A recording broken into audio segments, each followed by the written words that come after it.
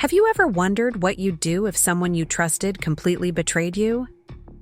Today, I'm going to share how my husband of 12 years moved his girlfriend into our lakeside vacation home, not realizing the property was solely in my name. This is a story about betrayal, strategic patience, and ultimately reclaiming your power. If you've ever been underestimated, this one's for you. Before we jump back in, tell us where you're tuning in from, and if this story touches you, make sure you're subscribed because tomorrow I've saved something extra special for you. The sunset views from this deck are truly exceptional, Dr. Howard Levitt remarked, swirling his bourbon as he leaned against the railing of our lakefront vacation home. I nodded politely, playing my part as the gracious hostess while my husband, Daniel, charmed our guests. The summer breeze carried the scent of the grilled salmon I had prepared, along with the faint laughter of the other couples scattered across our expansive deck. "Daniel tells me you found this property," Howard's wife Melanie said, her eyes scanning the pristine shoreline. "You have quite an eye for real estate." Before I could respond, Daniel's arm wrapped around my waist, a gesture that once felt loving but now seemed performative. "Olivia likes to think she discovered it," he chuckled, giving me a squeeze that was slightly too tight. But I was the one who recognized its investment potential. She wanted something closer to town, but I knew this location would appreciate significantly. I maintained my smile, practiced after a decade of such moments. "Daniel has always had excellent foresight," I replied, the familiar script flowing easily. The truth was that I had not only found the property, but had purchased it outright with money from my grandmother's inheritance, a fact that Daniel had conveniently adjusted in his retelling over the years. What began as "Olivia found this amazing" lakefront property had gradually transformed into "I discovered this hidden gem that Olivia initially wasn't sure about." "Tell them about the renovation plans," Daniel prompted, his sales background evident in the way he built anticipation. I watched him in his element, confident, charismatic, and completely in command of the narrative. "Daniel has some exciting ideas for expanding the boathouse," I offered, playing my expected role. "Not just ideas," he corrected, his tone maintaining its charm while delivering a subtle rebuke. "We've already contracted with Westlake Builders. Construction starts next month. It's going to increase the property value by at least 30%. This was news to me. We had discussed potential renovations, but no contracts had been mentioned. I sipped my wine to hide my surprise, making a mental note to ask about this later. "Speaking of property values," Daniel continued, "Olivia here wouldn't know a good investment if it came with a guaranteed return label. When we first met, she was keeping her inheritance in a savings account, earning practically nothing." The group laughed good-naturedly, unaware of the sting his words carried. Daniel had a talent for packaging criticism as playful banter, especially in social settings where challenging him would seem overly sensitive. "Thankfully, she has me to handle the complicated financial decisions," he added with a wink toward Howard. "I'm still learning," I said, the expected response in our well-rehearsed dynamic. As the evening progressed, I moved through the motions of the perfect hostess, refreshing drinks, engaging in pleasant conversation, and laughing at appropriate moments.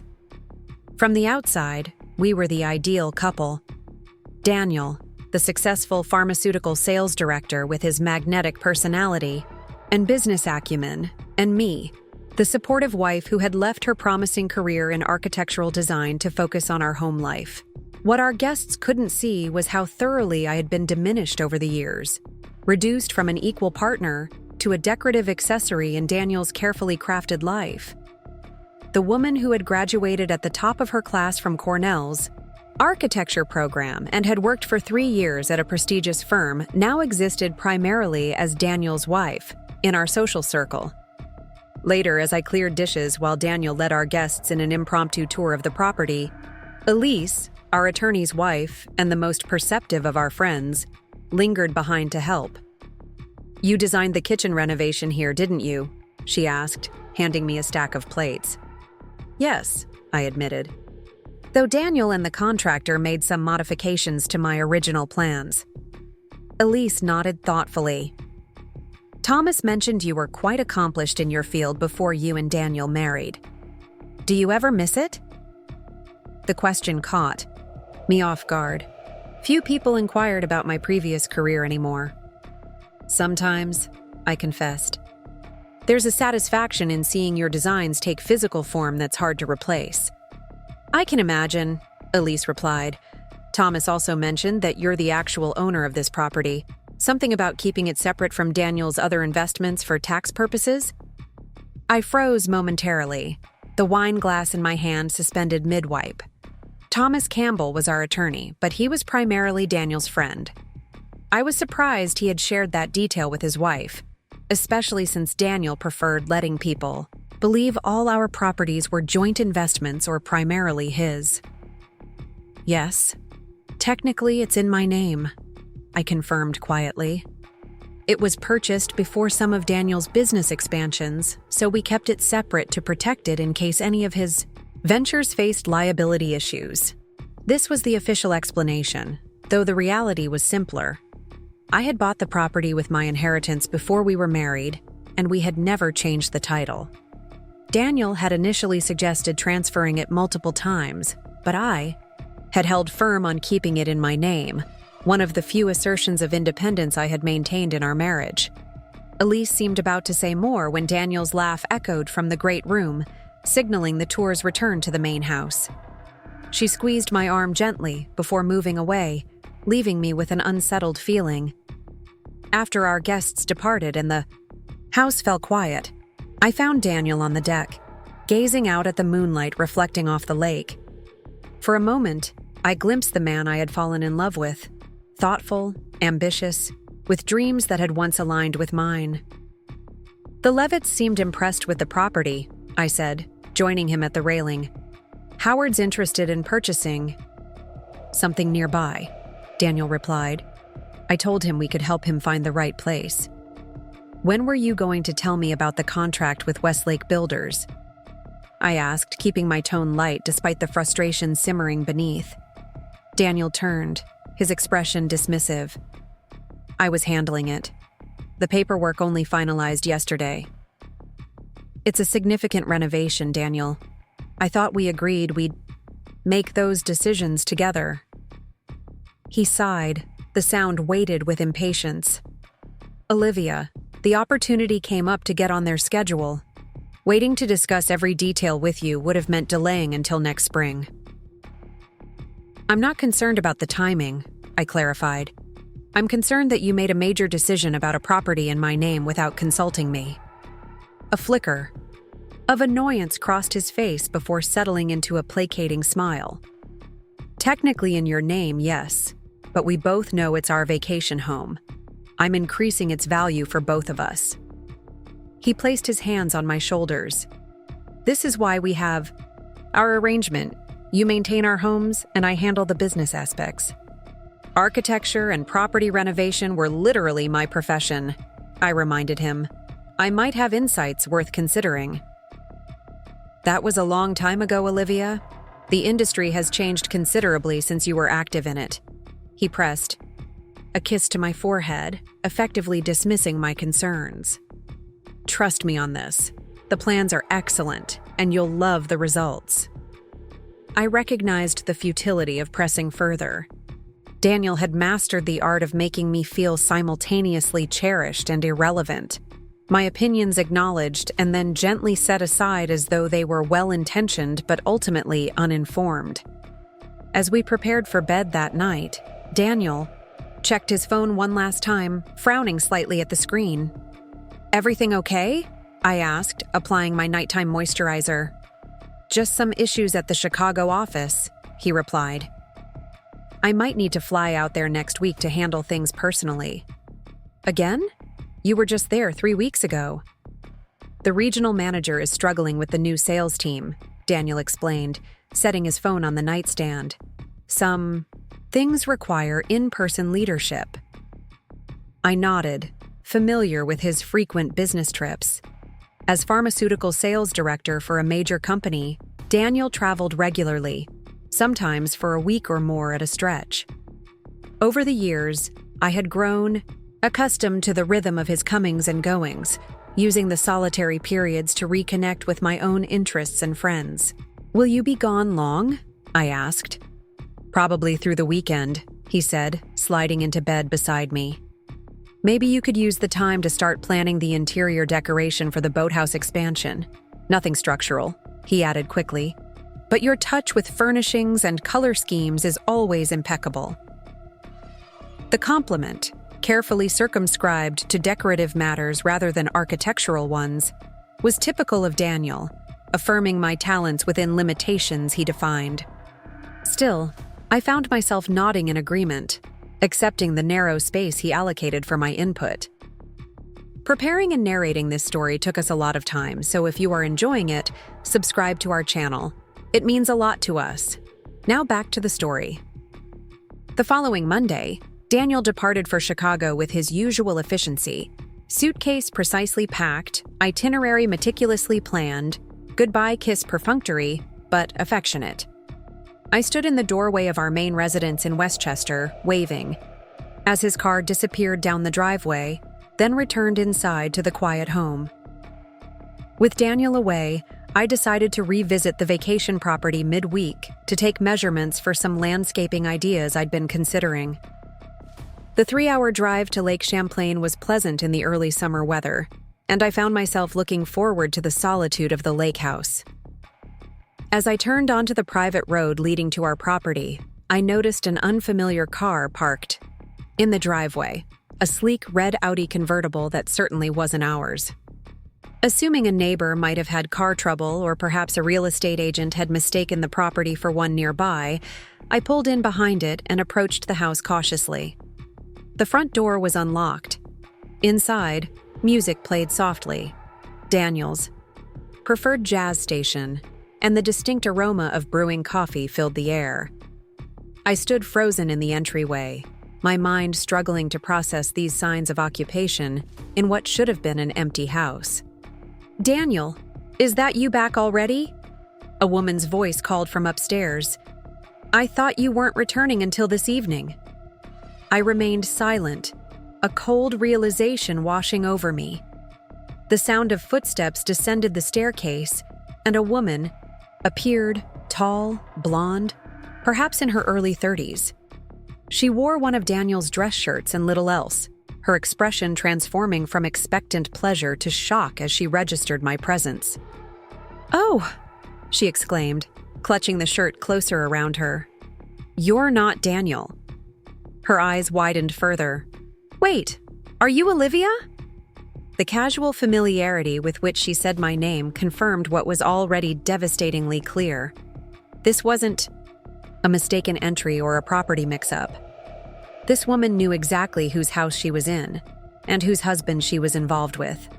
"Yes, I'm Olivia," I replied, my voice remarkably steady despite the earthquake happening within me.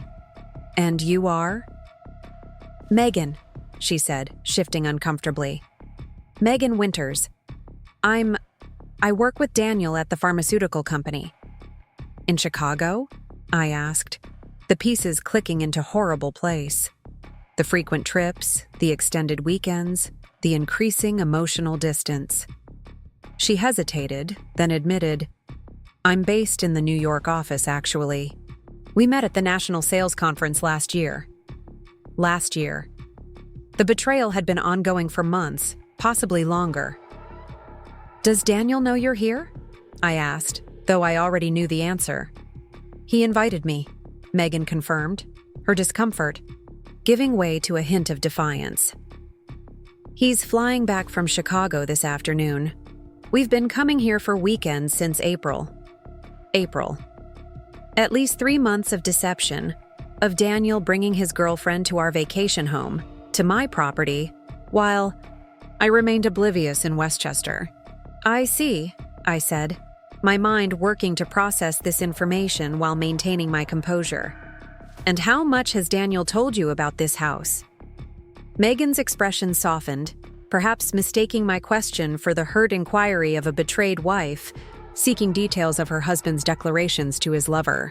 "He's told me everything," she said, with the confidence of someone who believes they understand the situation completely. "How he found it, how he's planning to renovate it. He's even talked about potentially selling his Westchester place eventually, and making this our primary residence once things are settled." Our primary residence. Settled. The implications were unmistakable.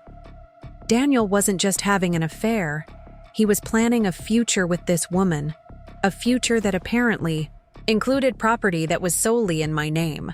In that moment, standing in the entryway of my own vacation home facing my husband's mistress, something crystallized within me.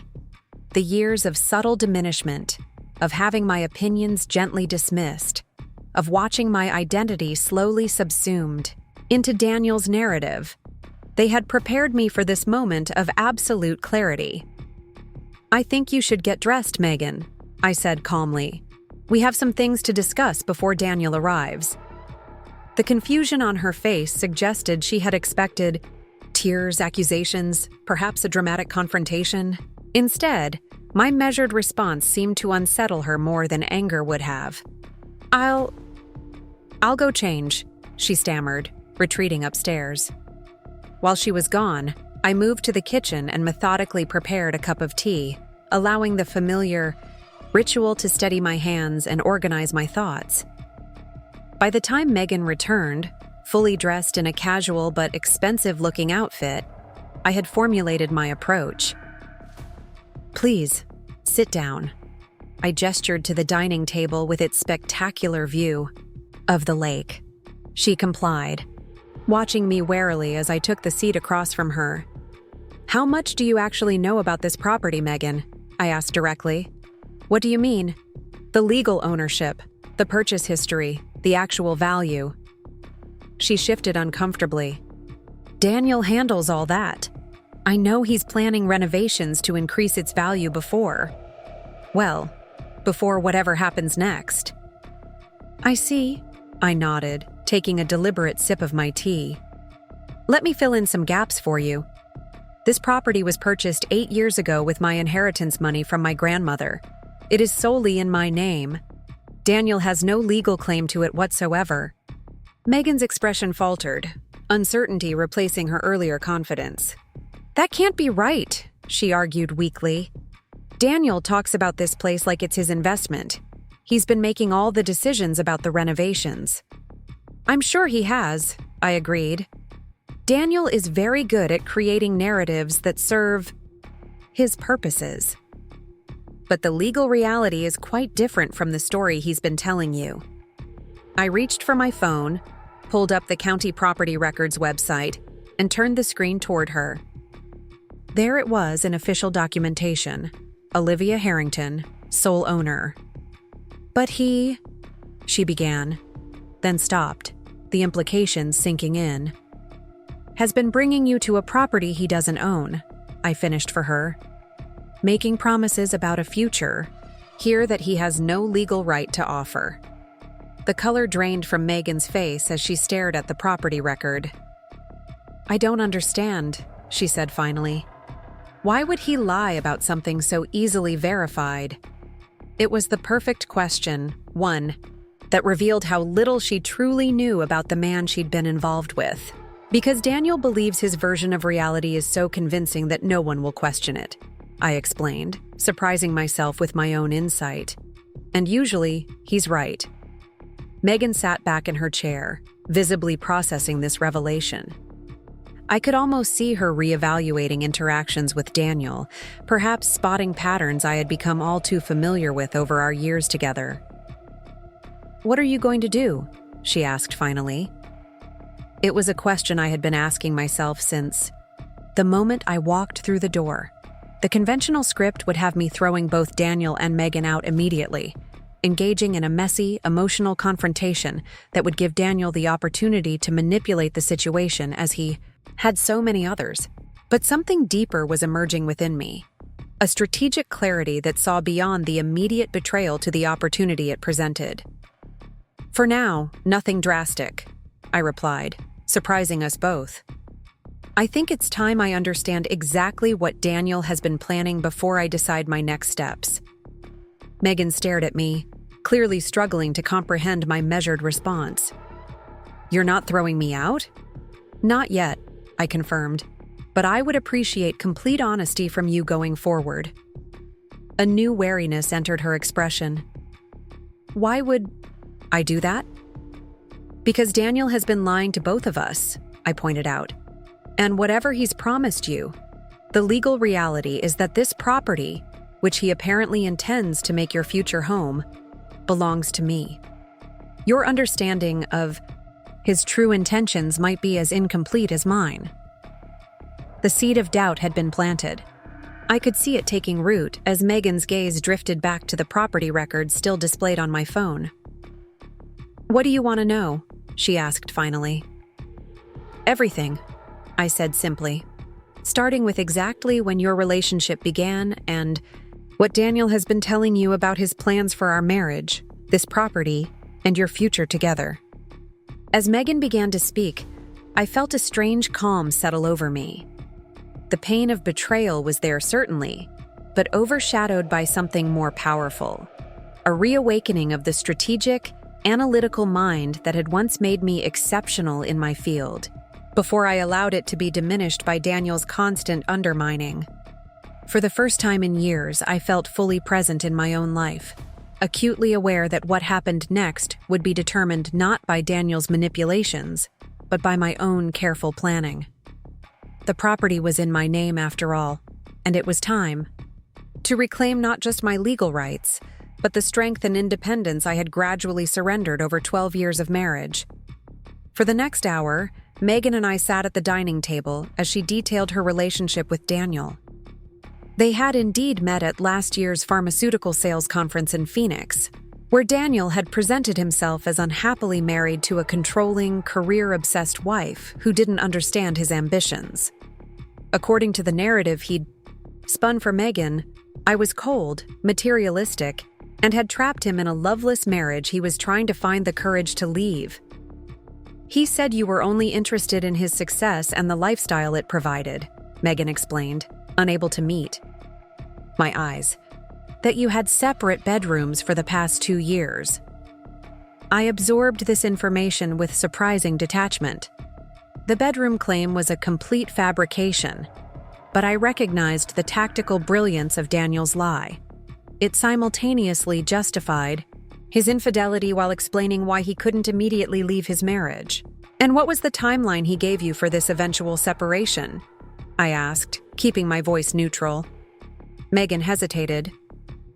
Initially, he said he needed to get his finances in order first, that you would try to take everything in a divorce.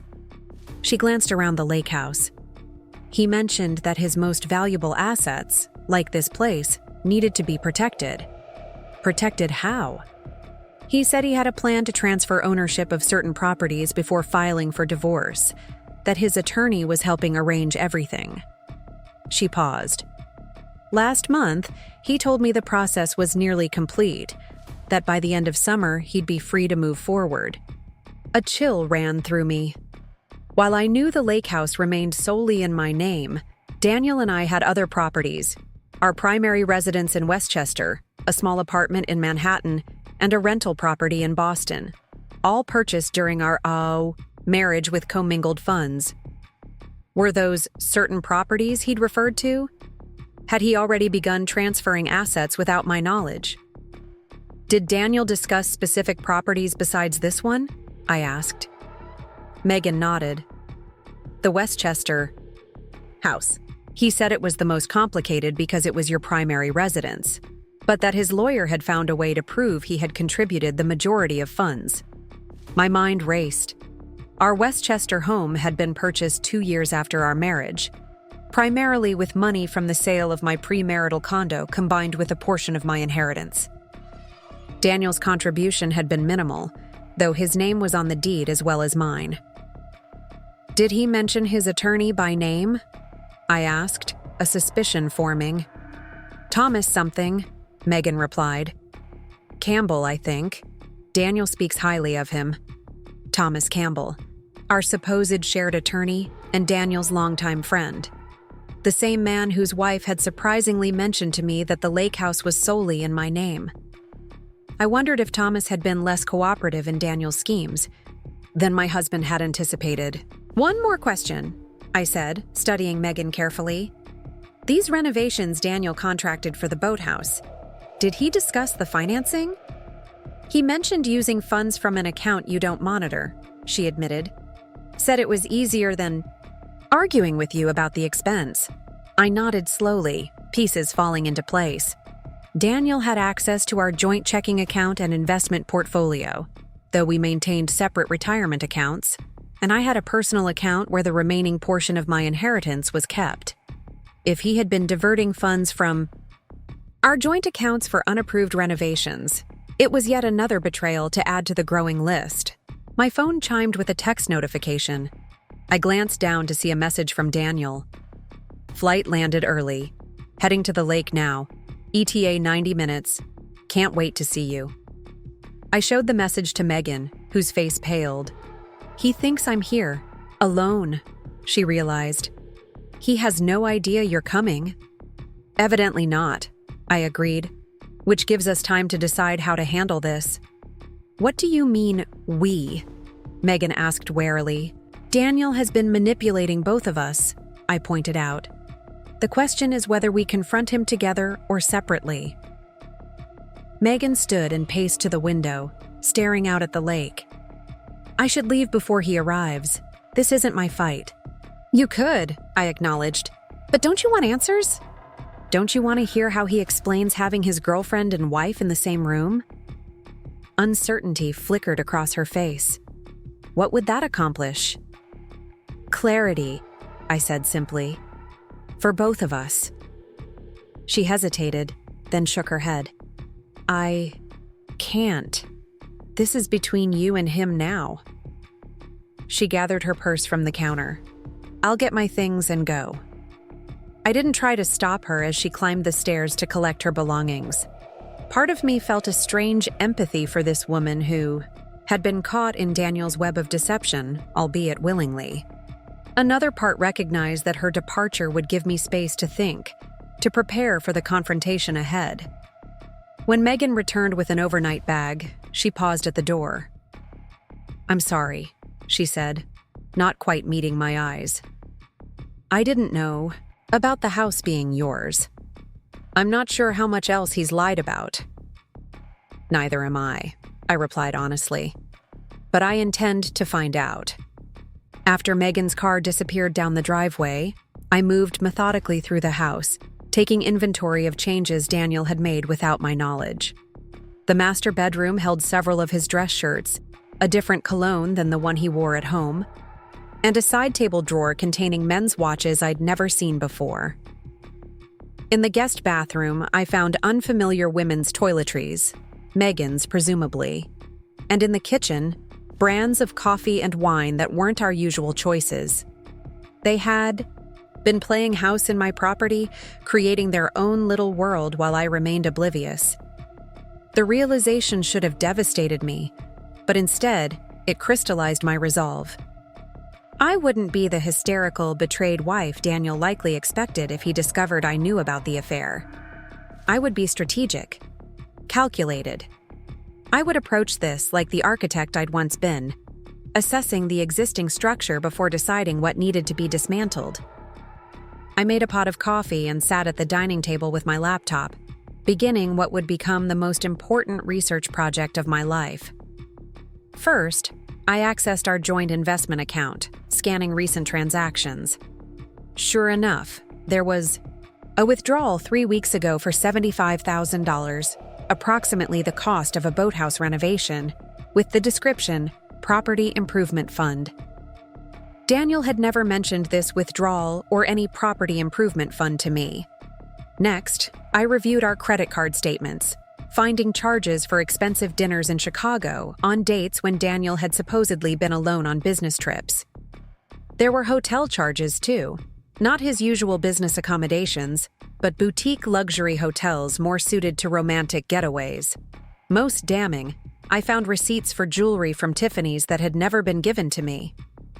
Each discovery felt like peeling back another layer of deception, revealing the true extent of Daniel's duplicity.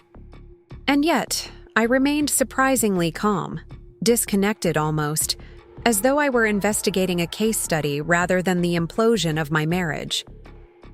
I moved on to our property records, pulling the deeds for our Westchester home, Manhattan apartment, and Boston rental property. All showed both our names, with no recent changes filed. Whatever transfers Daniel had discussed with Megan hadn't yet been executed, at least not officially. On a hunch, I searched property records under just Daniel's name, expanding the search beyond our known addresses. The results made my breath catch. 6 months ago, Daniel had purchased a condominium in downtown Chicago under his name alone. The price tag, $1 to $2 million. The property had been bought outright with no mortgage recorded. Where had that money come from?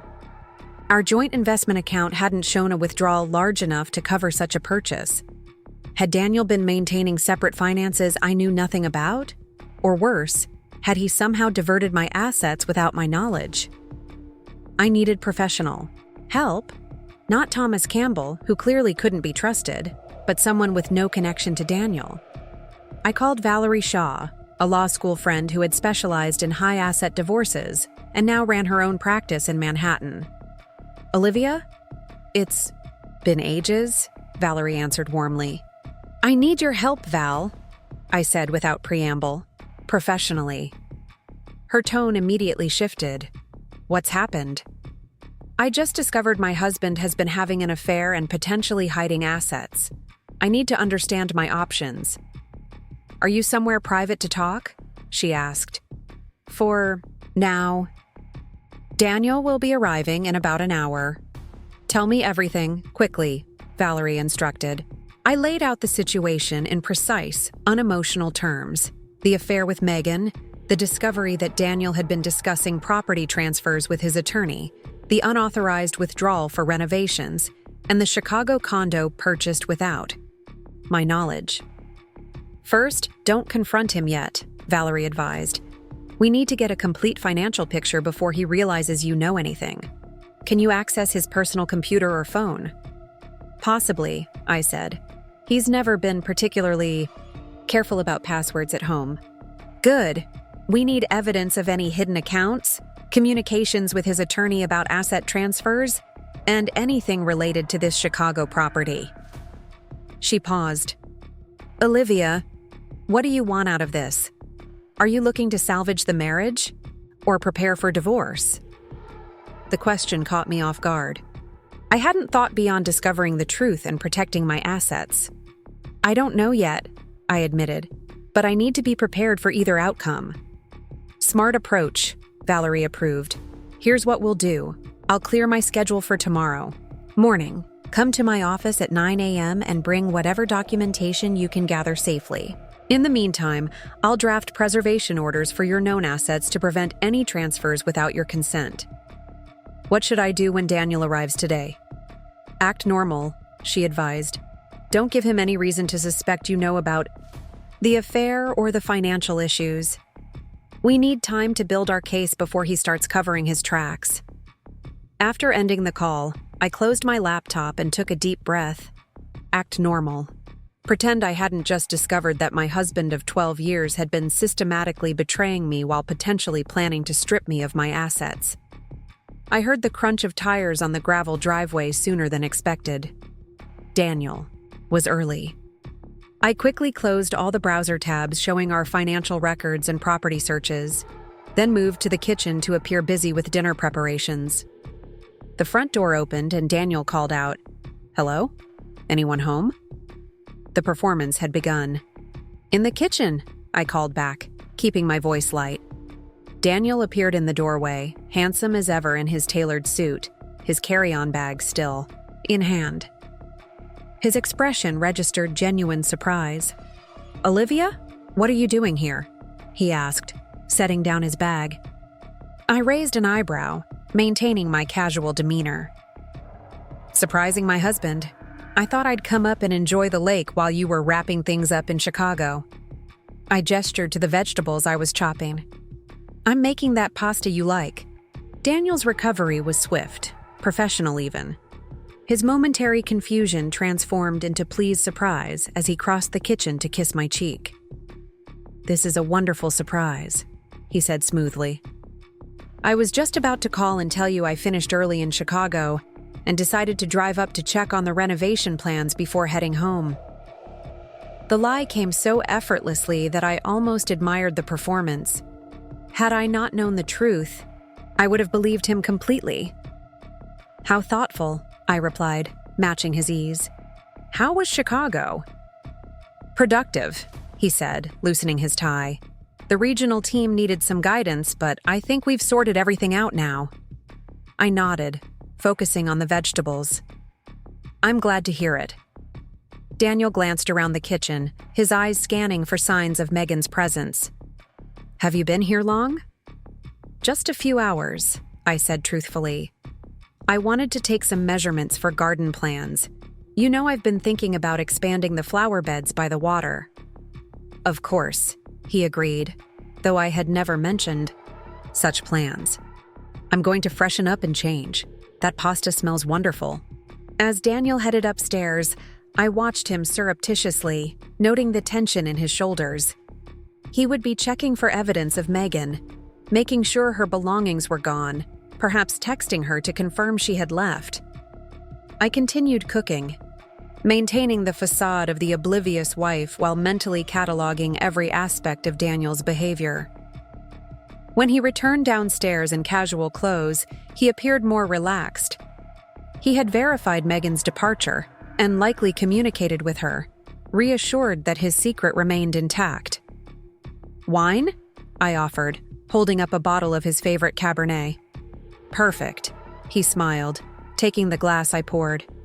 "So, how have you been filling your time while I was away? Anything interesting happen?" The loaded question hung between us. If I had been the woman he believed me to be, trusting, somewhat naive, focused on domestic matters, I would have shared mundane details about lunch with friends or charity committee meetings.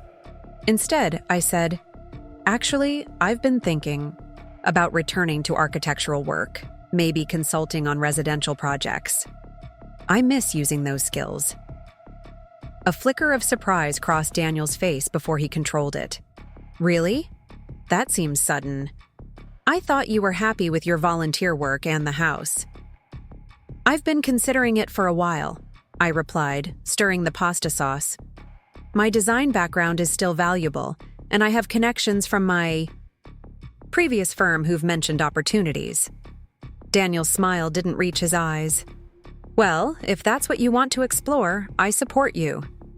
Though with our lifestyle and social obligations, I wonder if you'd find the time commitment challenging."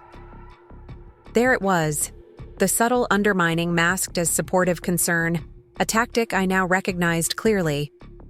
How many of my ambitions had been gently redirected over the years with similar comments? "I think I could manage it," I said with more confidence than I had shown in years. After all, I managed a full client load at Grierson & Associates before we married. Daniel sipped his wine, studying me with newfound attention. "You seem different tonight." I met his gaze steadily. "Do I? How so?" "More." He searched for the word. "Assertive, I suppose." I smiled. Maybe the lake air agrees with me. Dinner proceeded with careful conversation. Daniel shared sanitized versions of his Chicago meetings while I discussed innocuous topics, a book I was reading, plans for our neighbor's charity gala next month. All the while, I observed him with new clarity, noting the practiced charm, the subtle ways he redirected conversations to himself, the assumptions he made about my interests and capabilities. After dinner, we moved to the deck with our wine. The summer evening was perfect, warm with the gentle breeze off the lake, the water reflecting the pink and orange sunset. In another life, it might have been romantic. "I've been thinking about our future," Daniel said, gazing at the horizon, "about what the next phase might look like for us." The irony was almost painful. "What do you envision?" I asked, genuinely curious about what version of our future he would present to me versus the one he had described to Megan.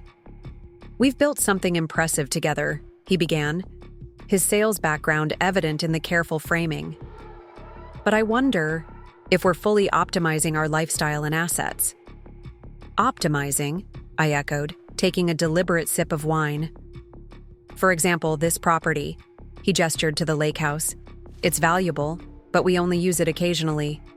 Maybe we should consider selling it to invest in something with better returns." So that was his strategy. Convince me to sell the property that was solely in my name, presumably to convert it into assets he could more easily control or divide. "I'm not interested in selling," I said firmly. "This place has sentimental value to me."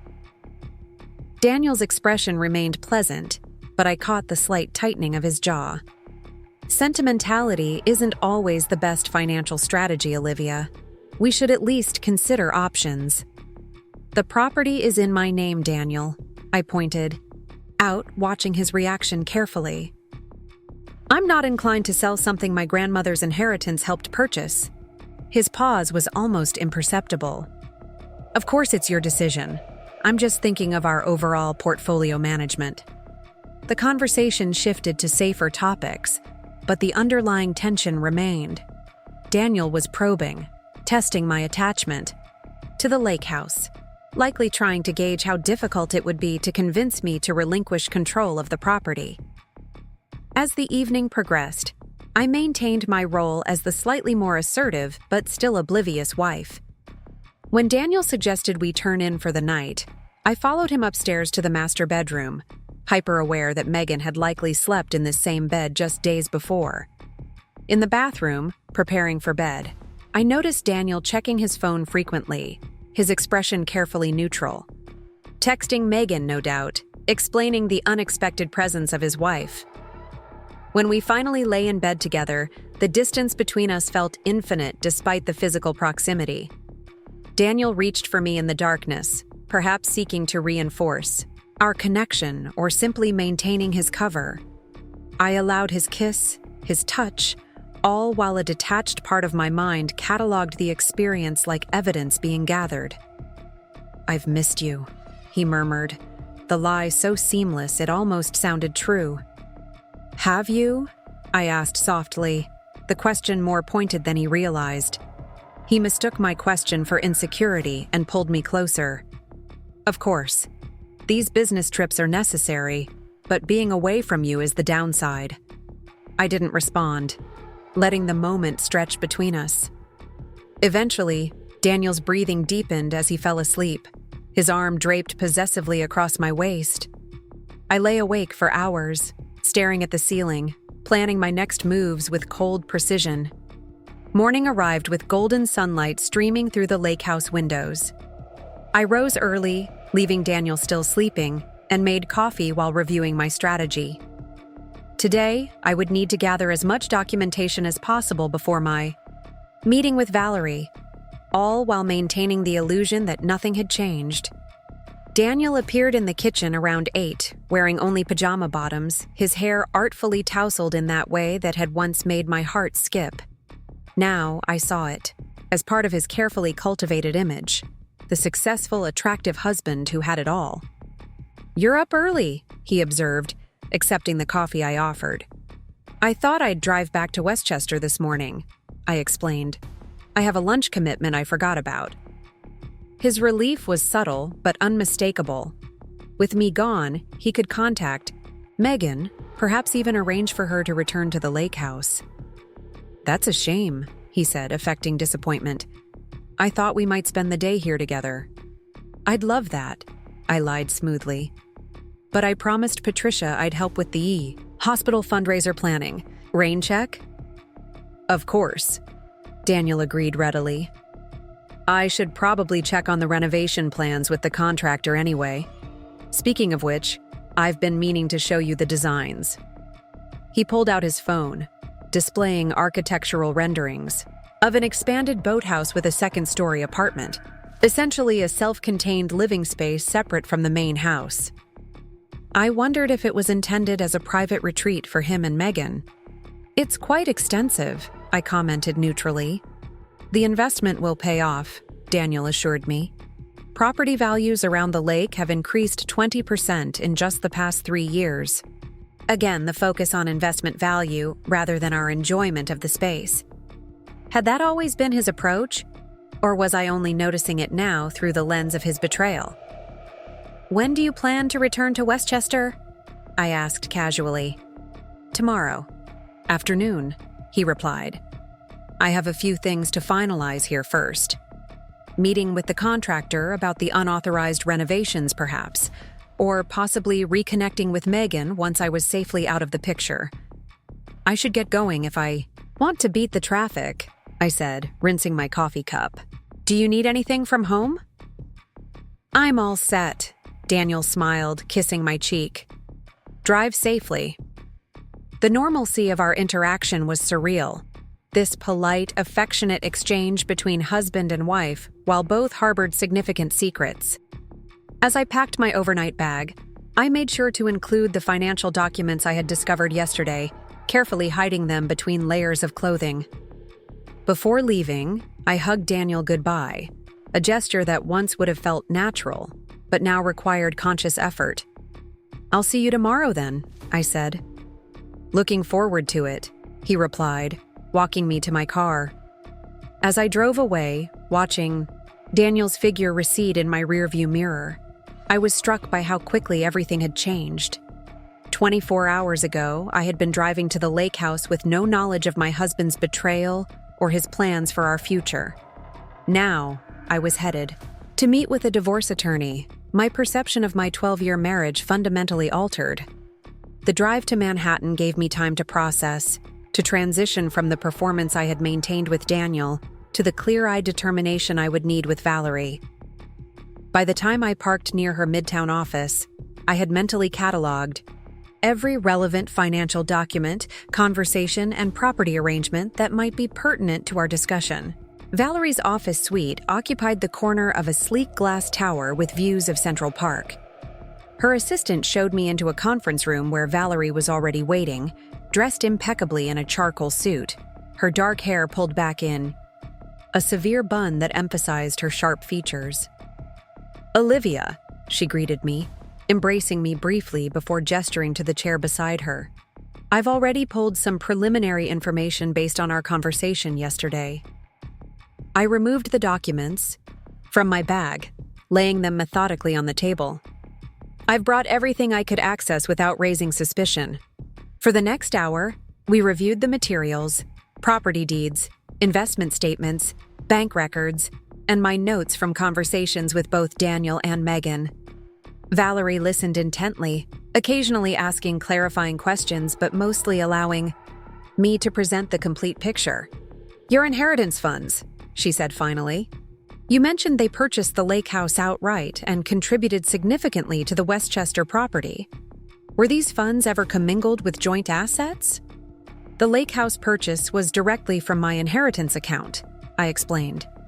For the Westchester house, I transferred my portion to our joint account before the purchase, so there's a clear record of my contribution. Valerie nodded approvingly. That helps establish separate property claims. Now, about this Chicago condominium? You had no knowledge of it until yesterday? None, I confirmed, and I can't identify where the funds for its purchase originated. We'll subpoena those records during discovery, Valerie assured me. If he diverted joint assets or your separate property, we'll find it. She leaned forward, her expression serious. Olivia, based on what you've shared, Daniel appears to be engaging in textbook dissipation of marital assets and potential fraud.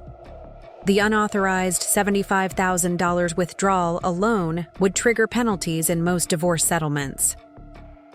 What do you recommend? I asked. We move quickly and decisively, Valerie replied. First, we file preservation orders for all known assets to prevent further transfers. Then, we conduct emergency discovery focused on uncovering any hidden accounts or properties. And Daniel? We'll receive formal notice once we've secured the preservation orders, she explained. Which brings us to the most important question. Are you prepared to proceed with divorce, or do you want to explore other options first? I considered the question carefully. The betrayal wasn't just the affair. It was the years of subtle undermining, the financial deceptions, the systematic effort to control and diminish me, even if the affair ended. Could I trust Daniel again? Did I want to? I want to be strategic, I said finally.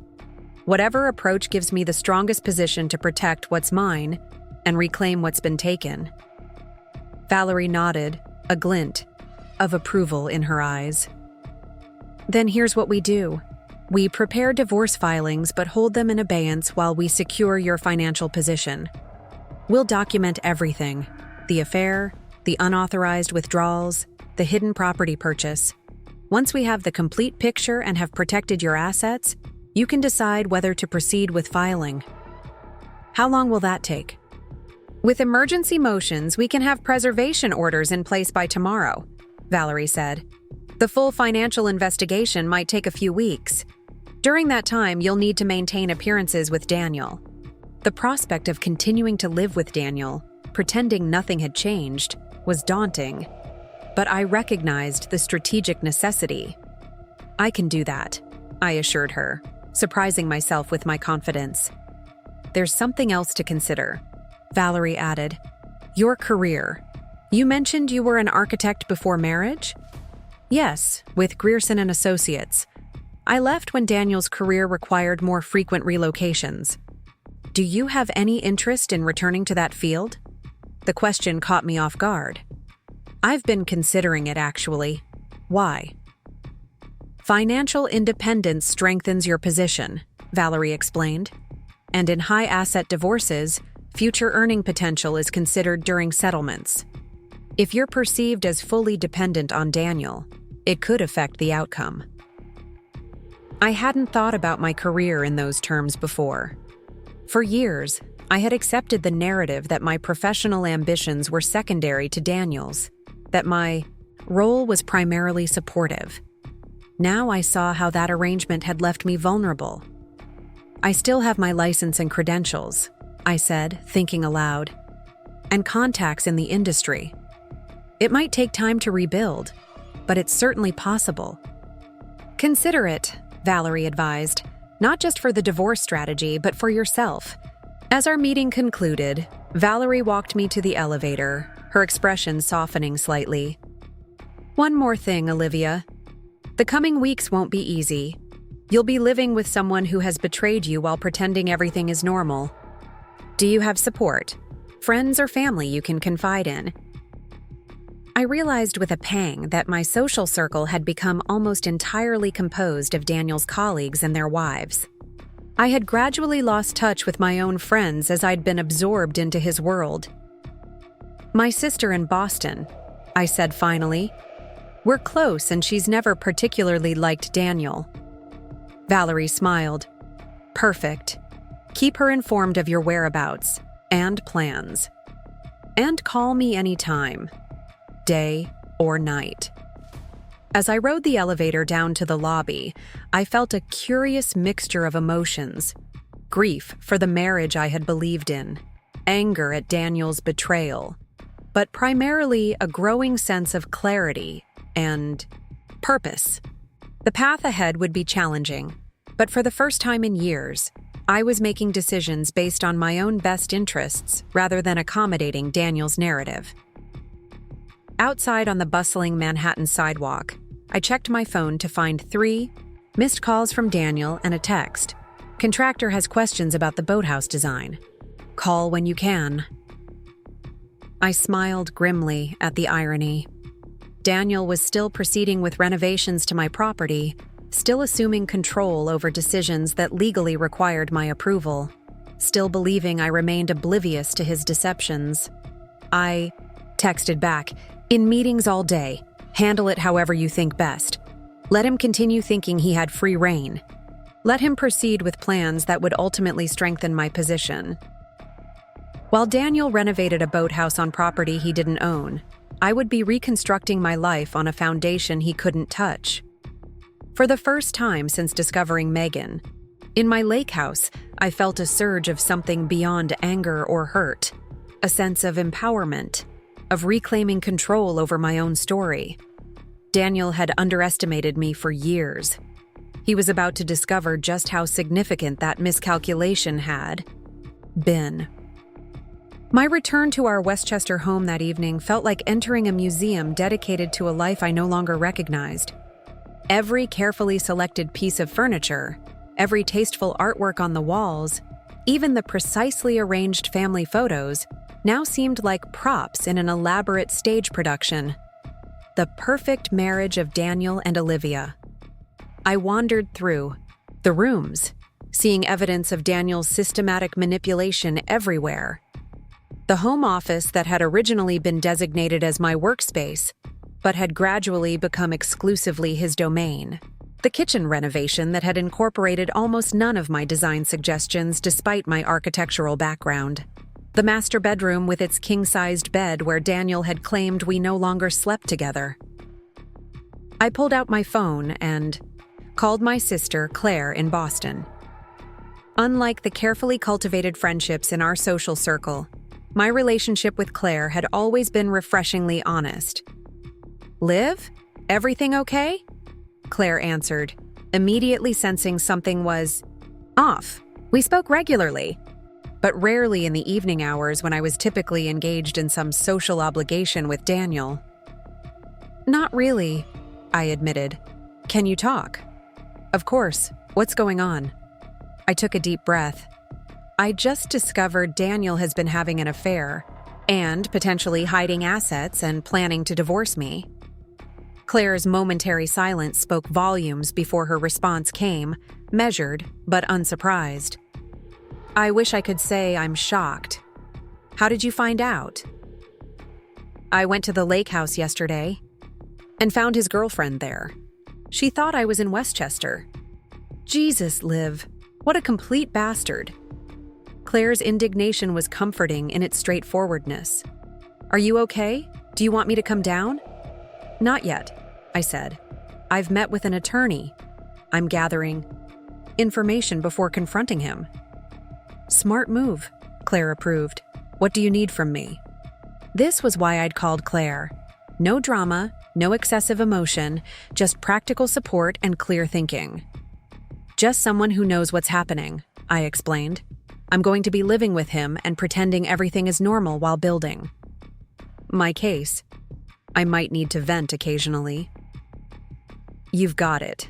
And if you need a place to escape to, my guest room is always available." We talked for another half hour, Claire listening as I detailed my discoveries and the meeting with Valerie.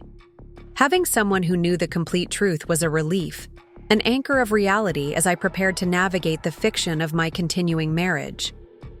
After ending the call, I went upstairs to what had once been my home office, before Daniel had gradually colonized it with his papers and equipment. The room still contained filing cabinets with some of my documents, including records from my architectural career and financial papers from before our marriage.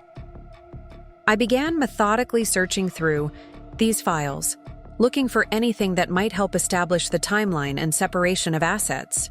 In the back of one cabinet, I found a folder containing the original paperwork from my grandmother's inheritance, the source of funds for the lake house purchase. The documents clearly established that the money had been left solely to me, with specific language about it remaining separate property, regardless of marital status. Next, I located the closing documents for the lake house purchase, dated 2 years into our marriage. The property was titled solely in my name, with a notation that it was purchased with separate property funds. Daniel had signed documents acknowledging this arrangement, a fact he had apparently forgotten or chosen to ignore in his conversations with Megan. As I continued searching, I found something unexpected, a folder containing design sketches and project proposals I had created during the early years of our marriage. Looking at them now, I was struck by the quality of the work and the passion evident in every line. These weren't the hobbyist drawings of someone playing at architecture. They were professional-grade designs from someone who had loved her craft. When had I stopped seeing myself as that professional? When had I accepted Daniel's narrative that my career was secondary, a hobby compared to his important work in pharmaceutical sales? The transformation had been so gradual I hadn't recognized it happening. Small comments about the demands of my schedule, gentle suggestions that our social obligations required more of my attention, subtle undermining of my confidence in my skills as the industry evolved without me. I set the design folder aside and continued my search, eventually finding what I was looking for: the purchase documents for our Westchester home. As I'd told Valerie, the majority of the down payment had come from the sale of my premarital condo combined with a portion of my inheritance. Daniel's contribution had been less than 20%, though the property was titled jointly. Armed with these documents, I created digital copies, scanning everything into encrypted files that I stored both on a secure cloud service Valerie had recommended and on a flash drive I concealed in a jewelry box Daniel never opened. The original documents went into a safety deposit box I opened the next morning at a bank where we had no existing accounts. For the next 2 days, I maintained a carefully normal routine while continuing my research and preparation.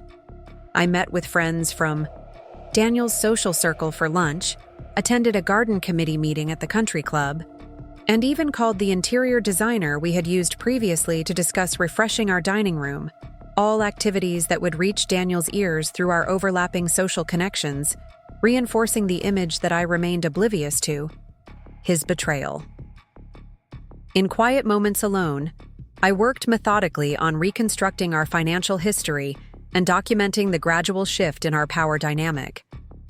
I was building 2 cases simultaneously: one legal, focused on assets and evidence of financial manipulation, and one personal, examining how I had allowed myself to be slowly diminished within my own marriage.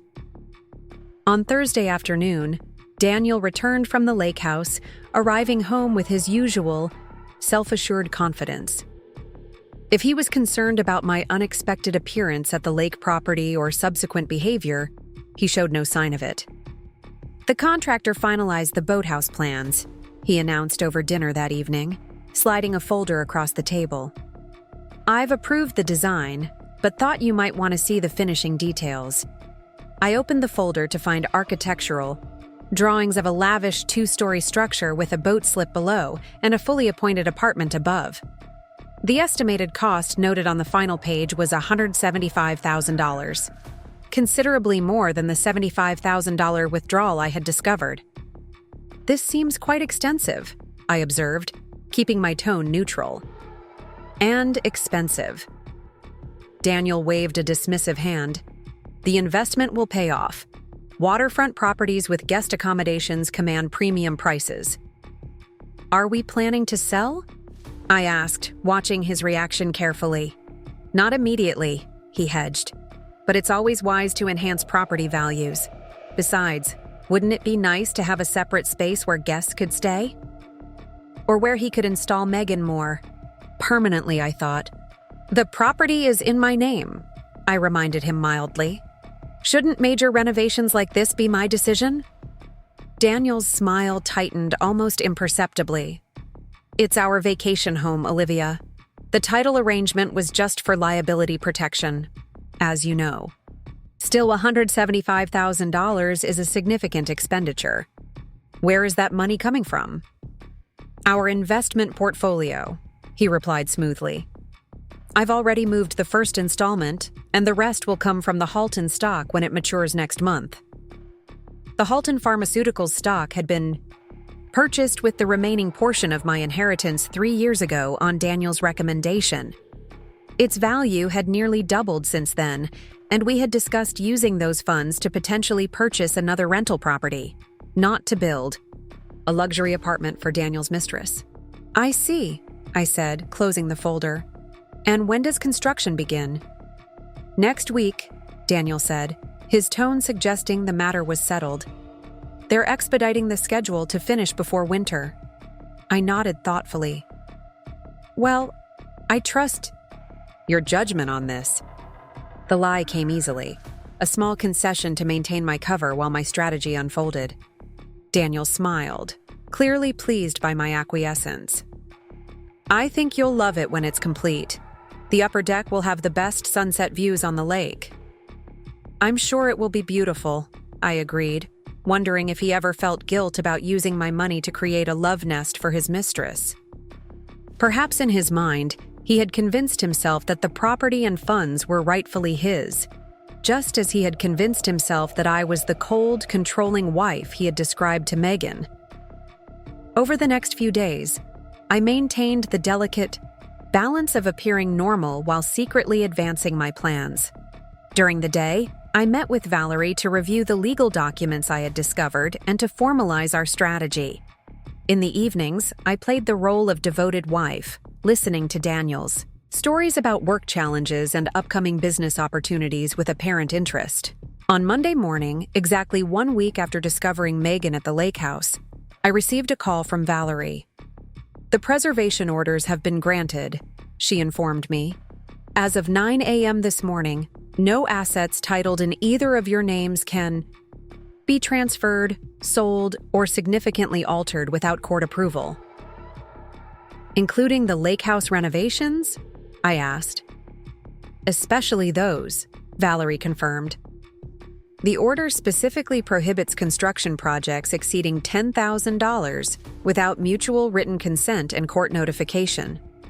When will Daniel be notified? His attorney should receive the official notice by courier before noon, assuming Campbell is still representing him.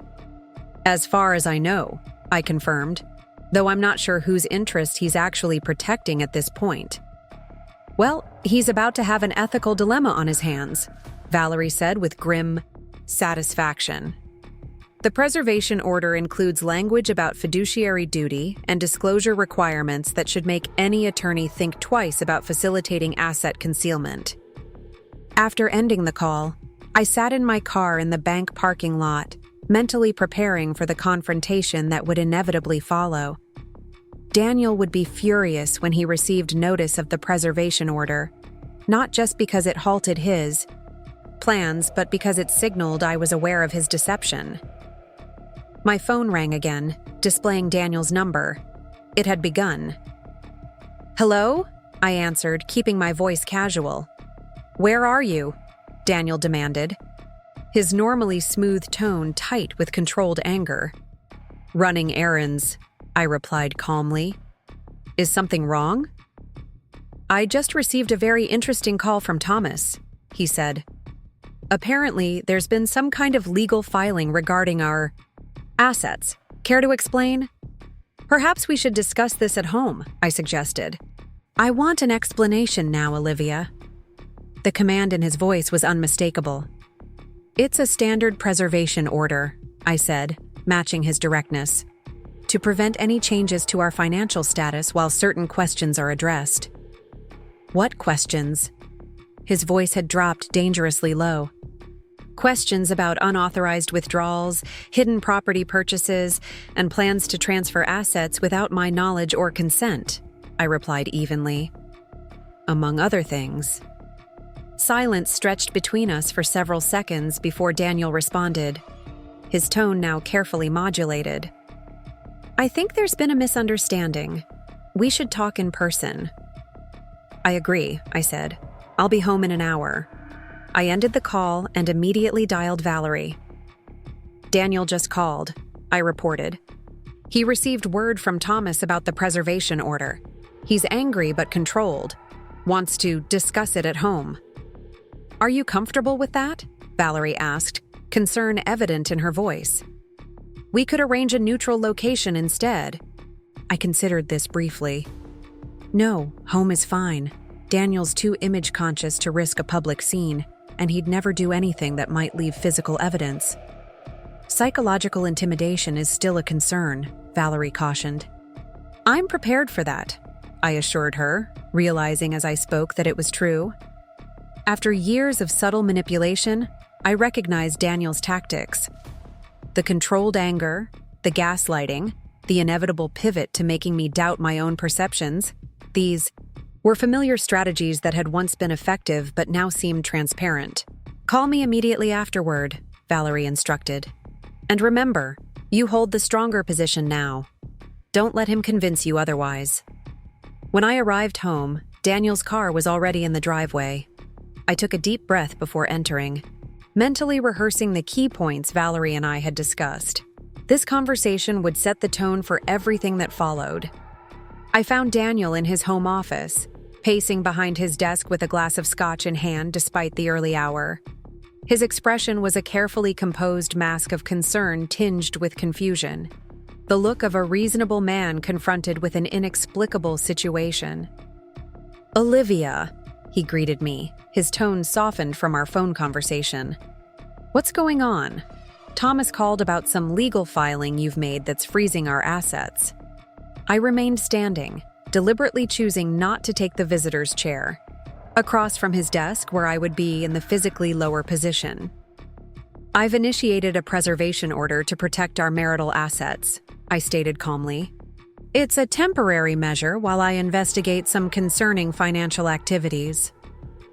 Daniel's expression shifted to one of gentle concern. What concerns could possibly warrant this kind of extreme action without talking to me first?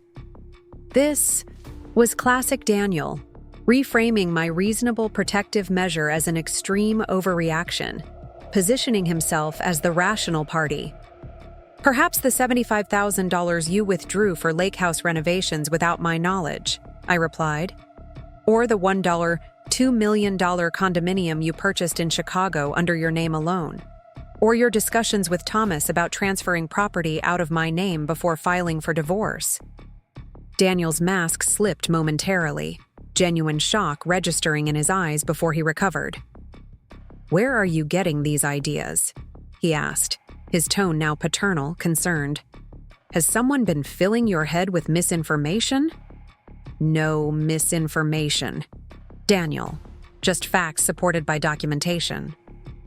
I maintained direct eye contact, refusing to be diverted by his attempt to suggest I was being manipulated.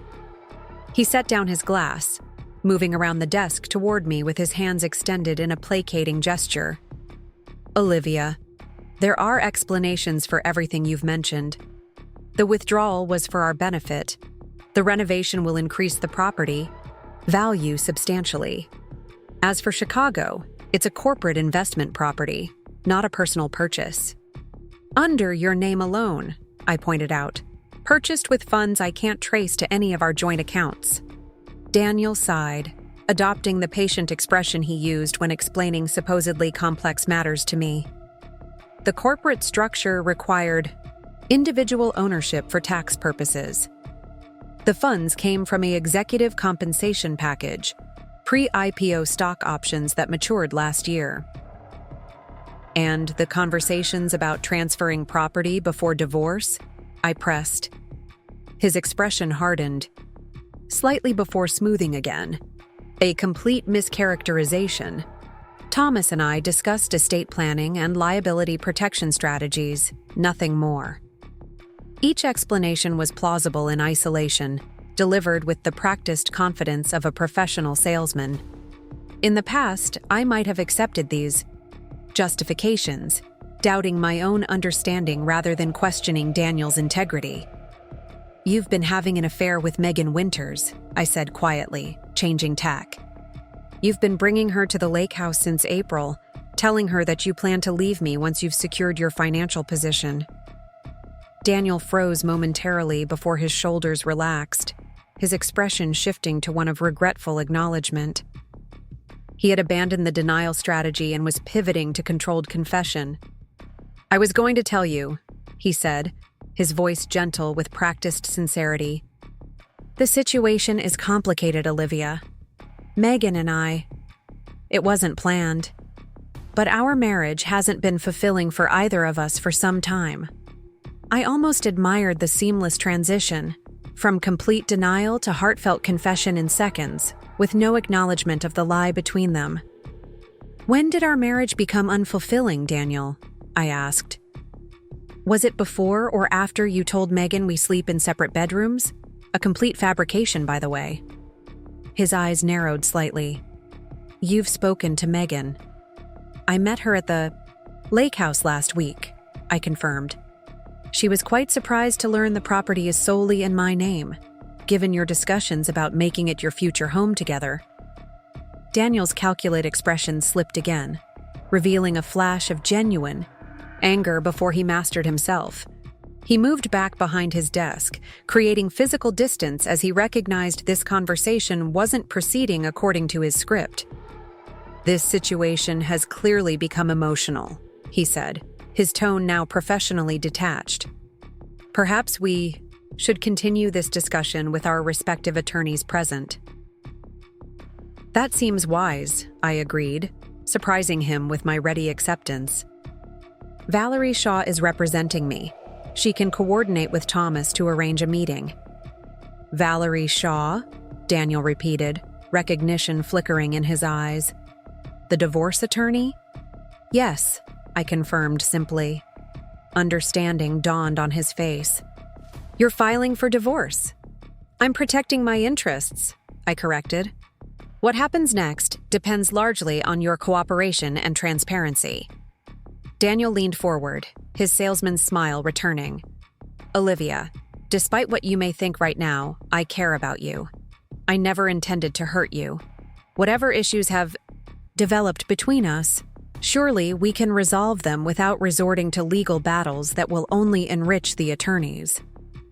The attempt to establish common ground against a shared enemy was another familiar tactic.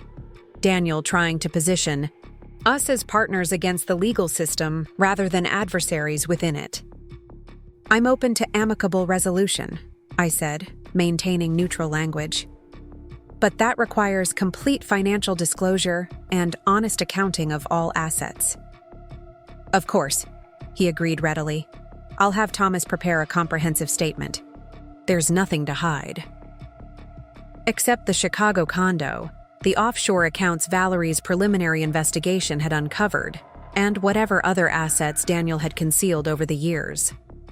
In the meantime, I continued, the preservation order remains in effect. The lake house renovations will need to be postponed. Daniel's smile tightened. That contract is already signed, Olivia. There are financial penalties for cancellation. The court order supersedes any private contract, I pointed out. Your contractor will need to be informed that the project is on legal hold. The property is in your name, Daniel countered, changing tactics. The preservation order shouldn't affect your ability to approve renovations you've already agreed. Charles, I never agreed to a $175,000 renovation, I corrected him. And the order specifically prohibits construction projects exceeding $10,000 without mutual written consent and court notification. Daniel's facade cracked slightly, genuine frustration showing through. This is absurd. You're jeopardizing a significant investment opportunity over what? A momentary lapse in judgment with Megan. A few financial decisions I made in our best interest without burdening you with details? No, Daniel, I said quietly.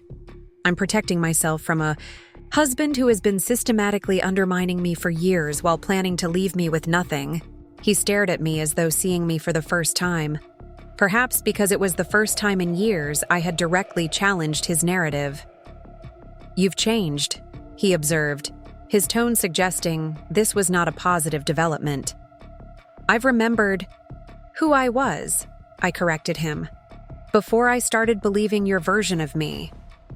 Daniel shook his head, adopting an expression of sad disappointment. I think you're making a serious mistake, Olivia. One you'll regret when you've had time to think more clearly. The implication that I was acting emotionally rather than rationally was yet another familiar deflection. I might have once accepted this framing, doubting my own judgment. Now I recognized it for the manipulation it was. That's always a possibility, I acknowledged calmly. But it's my mistake to make. And what about the lake house? Daniel pressed, returning to his primary concern. You're willing to forfeit the significant value increase these renovations would create? The property is not for sale, I stated, firmly. Nor will it ever be your primary residence with Megan, as you apparently promised her. Daniel's expression hardened, his mask of reasonableness slipping to reveal the cold calculation beneath. You think you've won some victory here? Olivia, but you're out of your depth. There are financial realities you don't understand, arrangements you're not aware of. The threat was thinly veiled, but I refused to be intimidated. Then I look forward to discovering them during the disclosure process. I'm sure the court will find them fascinating as well. Daniel stared at me for a long moment before speaking again, his voice now coldly professional. I'll be staying at the Manhattan apartment tonight. I suggest we communicate through our attorneys going forward. That seems wise, I agreed, maintaining my composure despite the surge of vindication I felt. I've already packed some of your essentials. I gestured to a suitcase by the door that I had prepared that morning in anticipation of this outcome. Daniel's eyes narrowed at this evidence that I had predicted his reaction. Without another word, he grabbed the suitcase and his laptop bag and strode from the room. Minutes later, I heard his car start and accelerate down the driveway with slightly more force than necessary. Only then did I allow myself to sink into a chair, my hands trembling with the aftermath of adrenaline. The confrontation had gone largely as Valerie had predicted, Daniel cycling through denial, manipulation, and finally veiled threats when he realized I would not be swayed. I had maintained my composure throughout, refusing to engage with his emotional tactics or accept his framing of the situation. It was a preliminary victory, but I harbored no illusions about the battle ahead. Daniel was resourceful, connected, and accustomed to getting his way. His parting comment about arrangements you're not aware of suggested he had contingency plans I hadn't yet discovered. But for the first time in years, I felt fully engaged in directing my own life rather than following Daniel's script. I called Valerie to report on the confrontation. He's retreated to the Manhattan apartment, I explained, and suggested we communicate through attorneys going forward. Good, Valerie approved. That gives us space to operate while continuing our investigation. Did he admit to anything substantive? Not directly, I said. He had plausible explanations for everything. The Chicago condo is supposedly a corporate investment property. The lake house withdrawal was for our benefit, and his discussions about property transfers were just estate planning. Classic C, gaslighting, Valerie observed. What about the affair? He pivoted to regretful confession once he realized I had spoken to Megan, I reported. Claimed he was going to tell me and suggested our marriage has been unfulfilling for some time. Predictable, Valerie said dismissively. What's your sense of his next move? I considered this question carefully. He won't accept defeat. Easily. The preservation order has temporarily blocked his immediate plans, but he mentioned arrangements you're not aware of before leaving. I think he has contingencies in place. We expected as much, Valerie replied. The forensic accountant begins tomorrow. If Daniel has hidden assets or unauthorized transfers, we'll find them. After ending the call with Valerie, I wandered through the suddenly quiet house, seeing it with new eyes. The spaces Daniel had gradually claimed as his exclusive domain. The decorative touches that had been my only approved form of contribution. The carefully curated photos displaying our perfect life together. I paused before a prominent framed photo in the entryway. Daniel and me at a charity gala last year. His arm possessively around my waist, my smile practiced and hollow. How had I not seen the emptiness in my own expression? The photo captured perfectly the dynamic that had developed between us. Daniel confident and commanding, me reduced to an attractive accessory in his carefully constructed image. With sudden decision, I removed the photo from the wall and placed it face down in a drawer. One small act of reclamation in what would be a longer process of rediscovering my autonomy. My phone chimed with a text from Claire. How did it go with Daniel? I smiled at my sister's timing and replied, He moved to the Manhattan apartment. Official communication through attorneys now. Claire Claire's response came quickly. Good riddance. Coming to Boston this weekend? Could use architectural advice on my kitchen renovation. The invitation brought an unexpected lump to my throat. Claire had never stopped seeing me as an architect, never accepted Daniel's diminished version of me, and now she was offering not just emotional support, but a tangible reminder of my professional identity. I'd love to, I texted back. We'll bring my measuring tape. The next morning, I awoke early in the empty house, the silence both unfamiliar and oddly peaceful. For the first time in years, I could structure my day entirely according to my own priorities, without considering Daniel's expectations or schedule. I began with a call to Grierson and Associates, the architectural firm where I had worked before marriage. Alan Grierson himself answered, his gruff voice instantly familiar despite the passing years. Olivia Harrington, he said when I introduced myself. Been a long time. Almost 12 years, I acknowledged. I'm not sure you'd remember me. Alan chuckled. Remember my top associate who left to marry that pharmaceutical salesman? Of course I do. Still designing? Or did domestic life swallow you whole? The blunt question was characteristic of Alan, who had never wasted time on social niceties. It was also surprisingly difficult to answer honestly. I've done some independent projects, I hedged, unwilling to admit how thoroughly I had set aside my professional identity. But I'm considering a more formal return to the field. Interesting timing, Alan remarked. Industry's booming, especially in sustainable residential. Your specialty, as I recall. Yes, I confirmed, surprised and pleased that he remembered this detail. That's still my primary interest. Got time for coffee this week? Could use your perspective on a project we're pitching. The invitation caught me off guard. I had called hoping for general advice about re-entering the field, not an immediate professional consultation.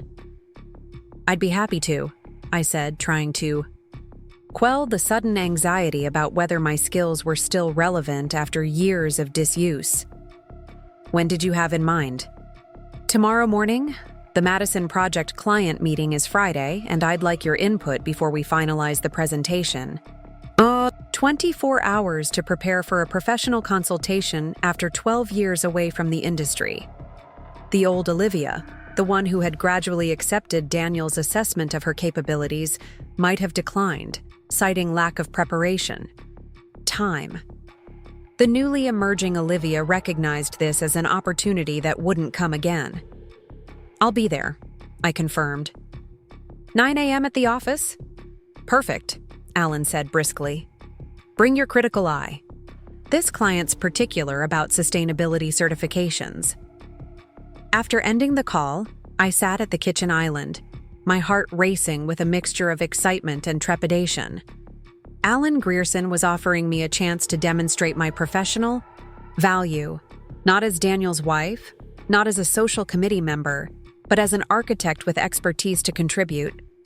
I spent the rest of the morning researching current sustainable design standards and certification requirements, amazed at how quickly the technical information came back to me. By afternoon, I had created a reference document summarizing the major changes in the field since my departure, focusing on areas most relevant to residential projects. My phone rang shortly after 2 p.m. Daniel's attorney, Thomas Campbell. Olivia, he greeted me, his tone professionally cordial. I hope this is a convenient time to talk. Hello, Thomas, I replied neutrally. What can I do for you? I'm calling about the preservation order, he explained. There seems to be some confusion regarding the lake house renovations. Daniel has asked me to see if we can reach an agreement that would allow the project to proceed. Of course, Daniel's first priority would be salvaging the boathouse project, the love nest he had planned for himself and Megan. The order is quite clear, Thomas, I reminded him. No expenditures exceeding $10,000 without mutual written consent and court notification. Yes, but given that the property is solely in your name, Thomas countered, you have the authority to approve the renovation regardless of the general order. I'm aware of my authority, I said coolly. And I'm choosing not to exercise it for a $175,000 project I never approved in the first place. Thomas's sigh was audible. Olivia, I understand you're upset about the personal situation, but mixing emotional responses with financial decisions rarely leads to optimal outcomes. The condescension in his tone was familiar, the same tone Daniel used when explaining why my perspective on financial matters was inherently flawed by emotion rather than logic. This isn't an emotional response, Thomas, I corrected him. It's a practical one.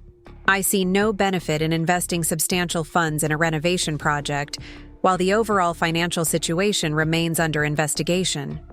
Daniel is prepared to provide full financial disclosure, Thomas offered, changing tactics.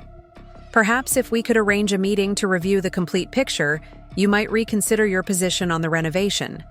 I look forward to receiving that disclosure through the proper legal channels, I replied. Valerie Shaw is representing me and will handle all financial documentation. Another sigh. Involving litigation attorneys at this stage only complicates matters, Olivia. I've known you and Daniel for years. Surely we can resolve this situation more collegially. My decision stands, Thomas. The renovation remains on hold pending resolution of the broader financial concerns. After ending the call, I reflected on Thomas's approach. The attempt to separate the personal situation from the financial decisions, as though Daniel's affair and his unauthorized financial activities were unrelated issues rather than parts of a unified pattern of deception. It was another variation of the compartmentalization strategy Daniel himself had employed, expecting me to address each concern in isolation rather than recognizing the comprehensive betrayal they represented together. My phone chimed with an email notification. Valerie, forwarding a message from Thomas, formally requesting reconsideration of the renovation project. Attached was a document titled Financial Benefits Analysis, detailing the projected value increase the boathouse would create. I forwarded the analysis to the forensic accountant Valerie had engaged with a request to verify the figures and assumptions. Regardless of the projected benefits, I had no intention of approving a renovation that had been conceived as part of Daniel's exit strategy from our marriage. As evening approached, I realized I had spent the entire day focused on my own priorities, researching for tomorrow's meeting with Alan, handling communications regarding the legal proceedings, and beginning to reclaim spaces in the house that had gradually become Daniel's domain. It was the most productive and purposeful day I had experienced in years, unconstrained by the need to accommodate Daniel's expectations or schedule. My phone rang again, an unknown number this time. Hello? I answered cautiously. Olivia? This is Megan Winters. The call caught me completely off guard. Megan, this is unexpected. I know, she acknowledged, her voice tense. Daniel came to see me today. He's not the person I thought he was. What happened? I asked, genuinely curious about what had prompted this call. He wanted me to sign an affidavit stating that certain conversations never occurred, specifically, the ones about transferring property before divorce. She paused. He said it would help clarify misunderstandings in your legal proceedings. Did you sign it? I asked. No, Megan replied firmly. I told him I wouldn't perjure myself. That's when he changed. Changed how? His whole demeanor. The charm disappeared, and he became cold, calculating. He said I should consider my career prospects carefully before refusing to help him. Her voice wavered slightly. It was like seeing a completely different person. I recognized the scenario immediately. Daniel, when his initial manipulation tactics failed, revealing the harder edge beneath the polished exterior. Why are you telling me this? I asked. Because I realized I've been complicit in something. I don't fully understand, Megan admitted. And because his reaction when I refused to sign made me concerned. Concerned about what? About what else he might be capable of, she said quietly. The man I saw today wasn't just a husband who made a mistake. There was something ruthless about him. I absorbed this information silently. Daniel approaching Megan for a false affidavit suggested he was already building a counter-narrative to challenge my claims about his financial deceptions. "Thank you for telling me," I said finally, "and for refusing to sign." "I should have asked more questions," Megan said, regret evident in her voice. About the property, about his marriage, about everything. I accepted his version so easily. "So did I acknowledged, "for much longer than you did." After ending the call, I immediately contacted Valerie to report this development. "He's trying to build a paper trail to contradict your claims," Valerie confirmed. "Classic damage control. The good news is that he's getting sloppy. Approaching Megan directly for a false affidavit is a desperate move." She seemed genuinely shaken by his reaction when she refused, I noted. "That's useful," Valerie said pragmatically. "If Daniel continues pressuring her, we might have an additional witness to his attempts at manipulating evidence." That night, alone in the house that had once represented my supposed perfect marriage, I found myself reflecting on how thoroughly Daniel had shaped my self-perception over the years. The confident architect he had married had gradually been replaced by a woman who doubted her professional relevance, who accepted her husband's financial and social dominance as natural, who had allowed herself to be sidelined in her own life. The preservation order had temporarily protected my financial interests, but the deeper reclamation would be of my own identity, separate from Daniel, from his narrative, from the role I had accepted within our marriage. Tomorrow's meeting with Alan Grierson represented a first step in that direction, an opportunity to reconnect with the professional self I had set aside.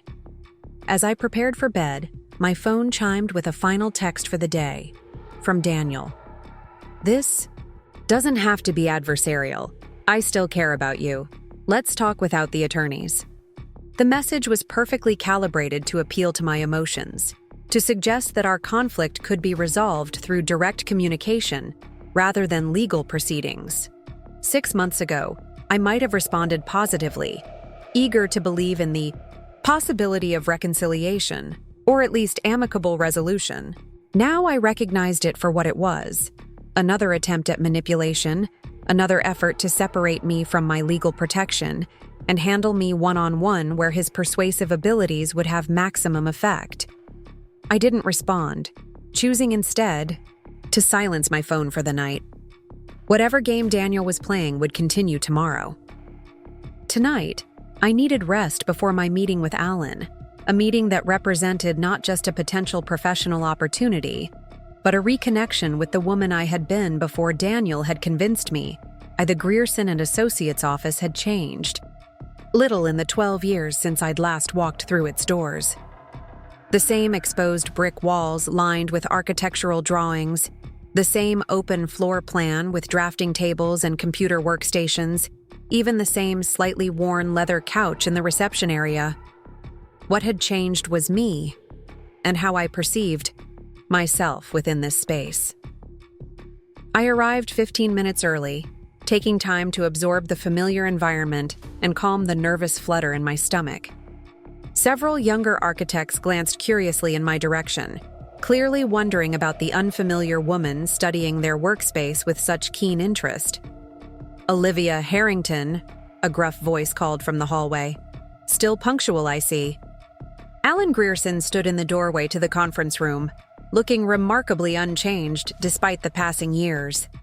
Still tall and lanky, with the same perpetually tousled gray hair and wire-rimmed glasses. His smile was genuine as he extended his hand. "It's Olivia Cole now," I corrected automatically, then paused. "Actually, I'm in the process of reverting to Harrington." Alan raised an eyebrow, but didn't comment on the implied status change. "Well, whoever you are today, come see what we're working on. The Madison project is giving us fits." The conference room table was covered with renderings, material samples, and sustainability certification documents. Alan gestured to the chaos with a sweep of his hand. Client wants LEED Platinum certification, but refuses the most cost-effective sustainability features because they don't match his aesthetic vision, he explained. Classic case of wanting the badge without the actual commitment. I nodded, immediately recognizing the common client dilemma. What specific features is he rejecting? Solar array on the south-facing roof, rainwater collection system, and the recommended window specifications. Alan handed me the client's marked-up comments on their proposal. Says they're all too industrial-looking for his taste. I studied the renderings and client notes, feeling the familiar analytical process engage almost automatically.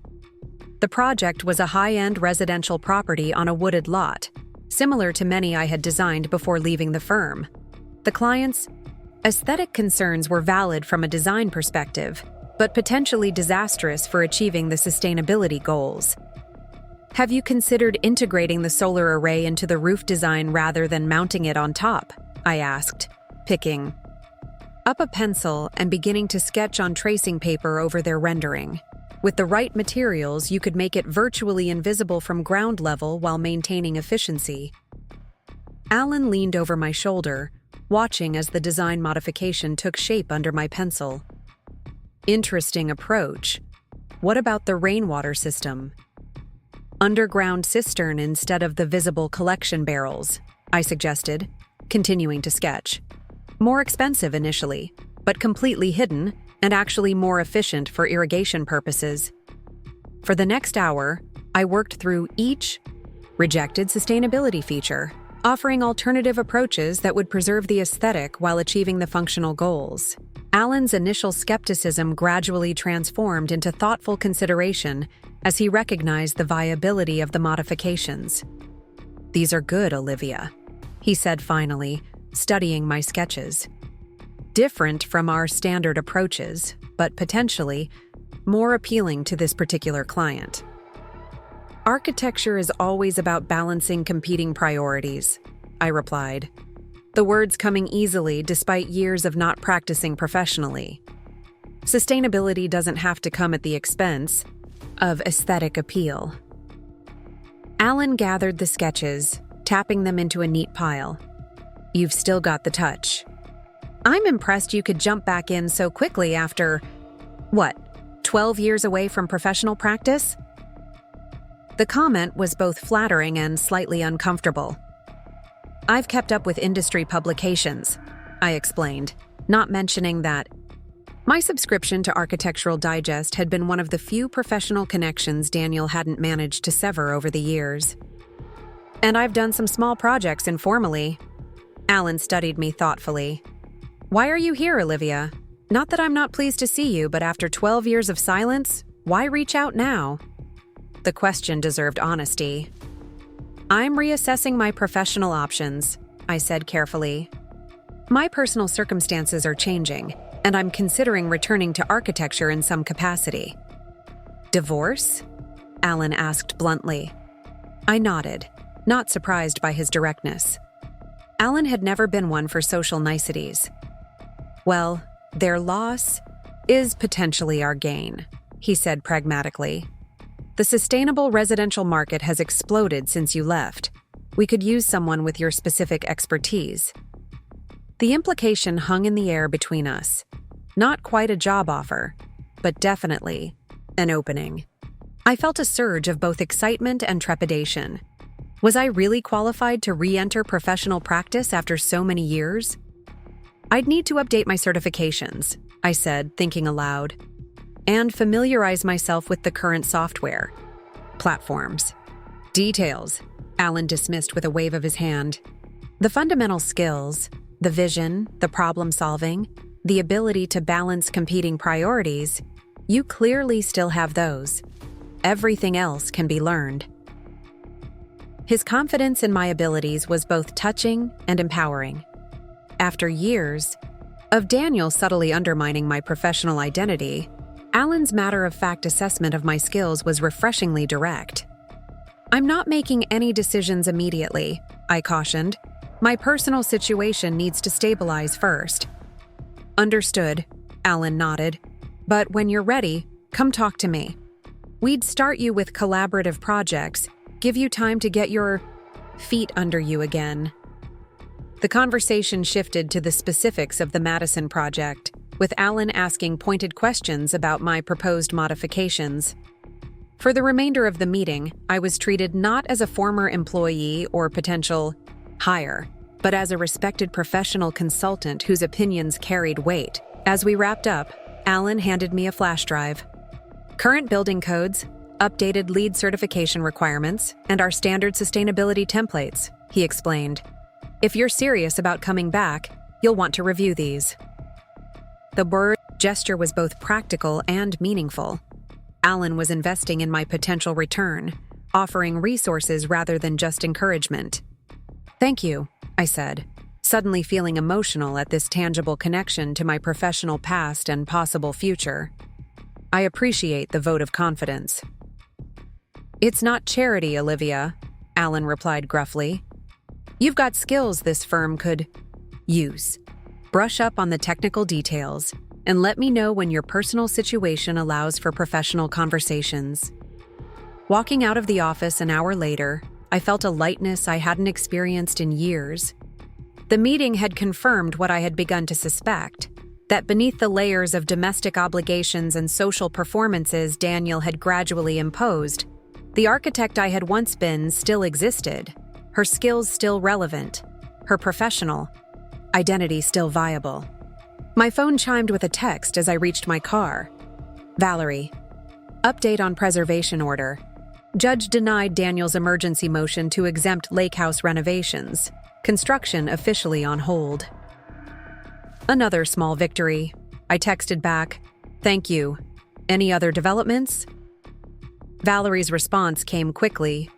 Forensic accountant found something interesting in Daniel's personal accounts. Can you come to the office this afternoon? I confirmed the meeting and started my car, my mind already shifting from the professional validation of the Grierson meeting to the ongoing legal battle with Daniel. The contrast between these two worlds, my emerging professional identity and the dismantling of my marriage, was stark, but somehow energizing.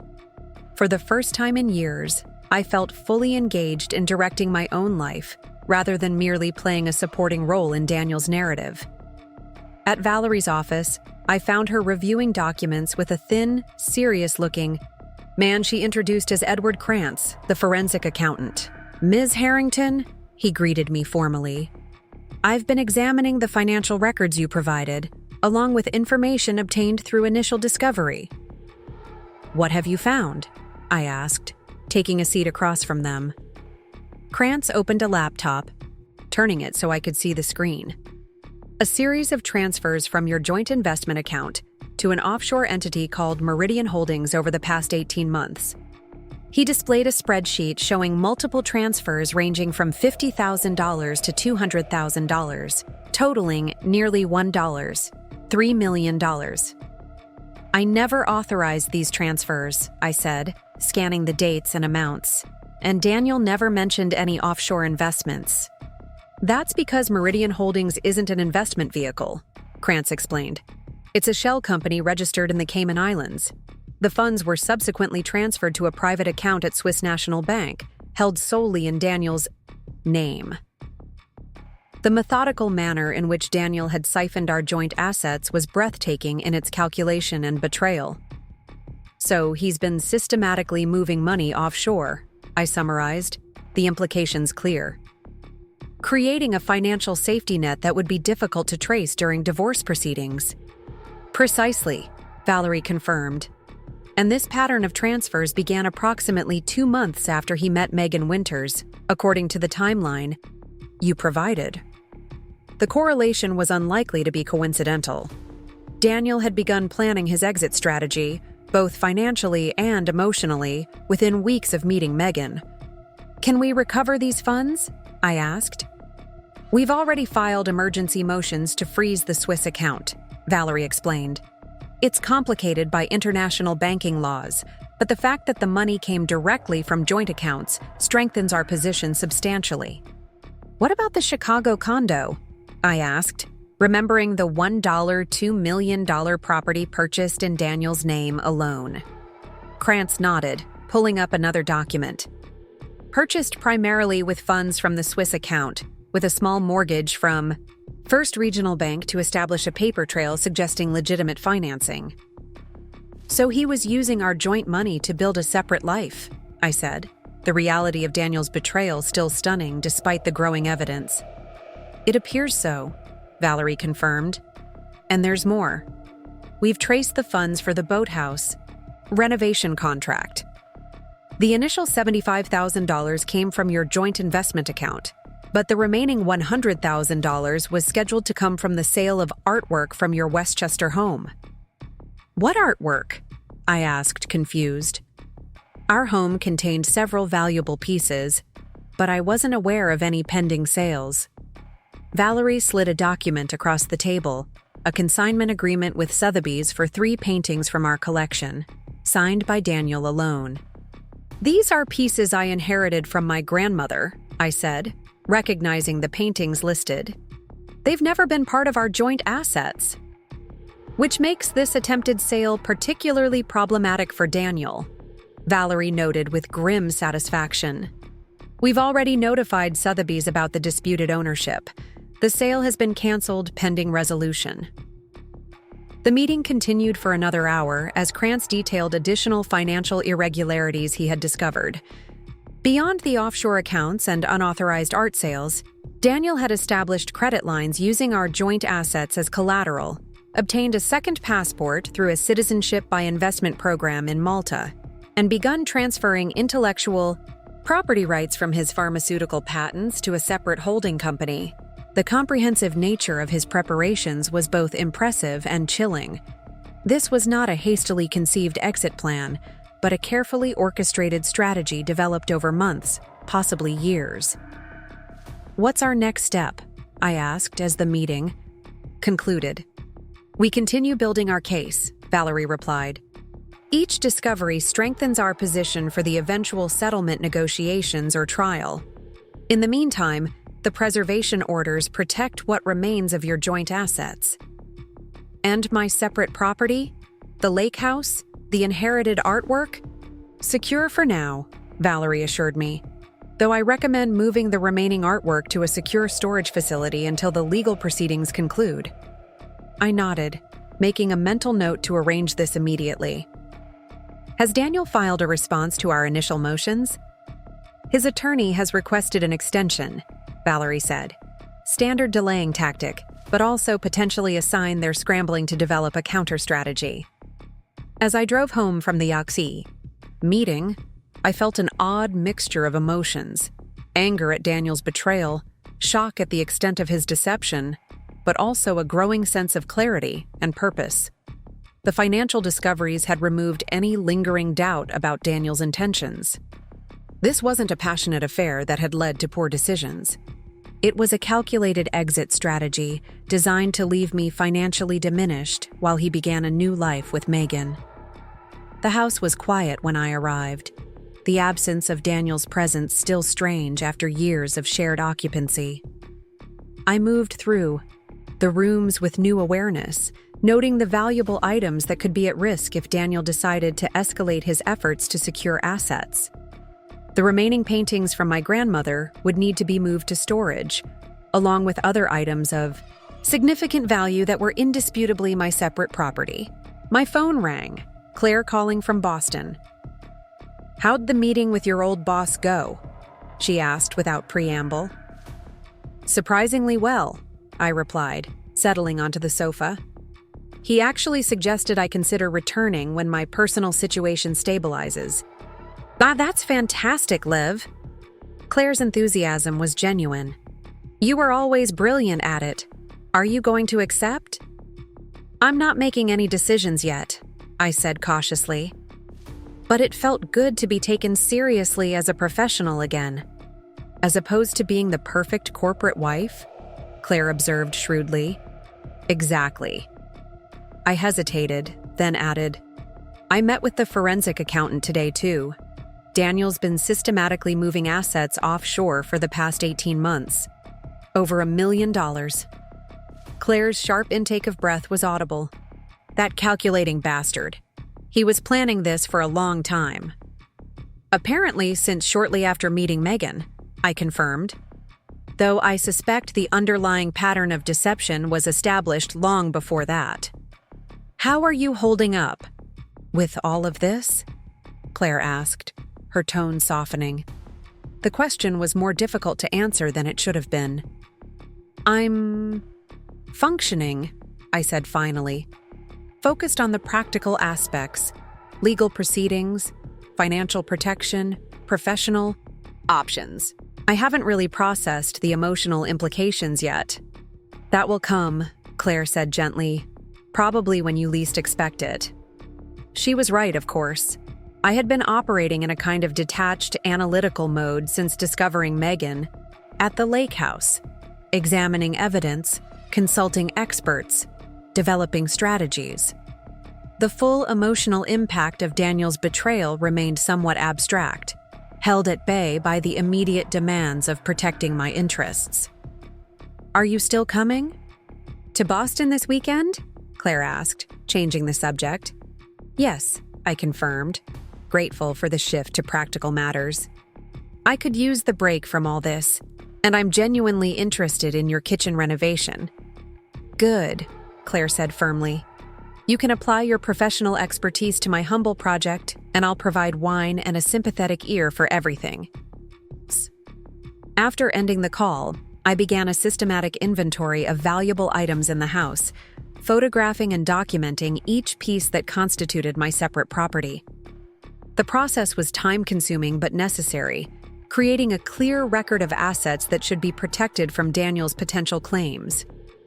As I worked through the dining room, cataloging silver and crystal that had been wedding gifts, my phone chimed with a text from an unknown number. We need to talk.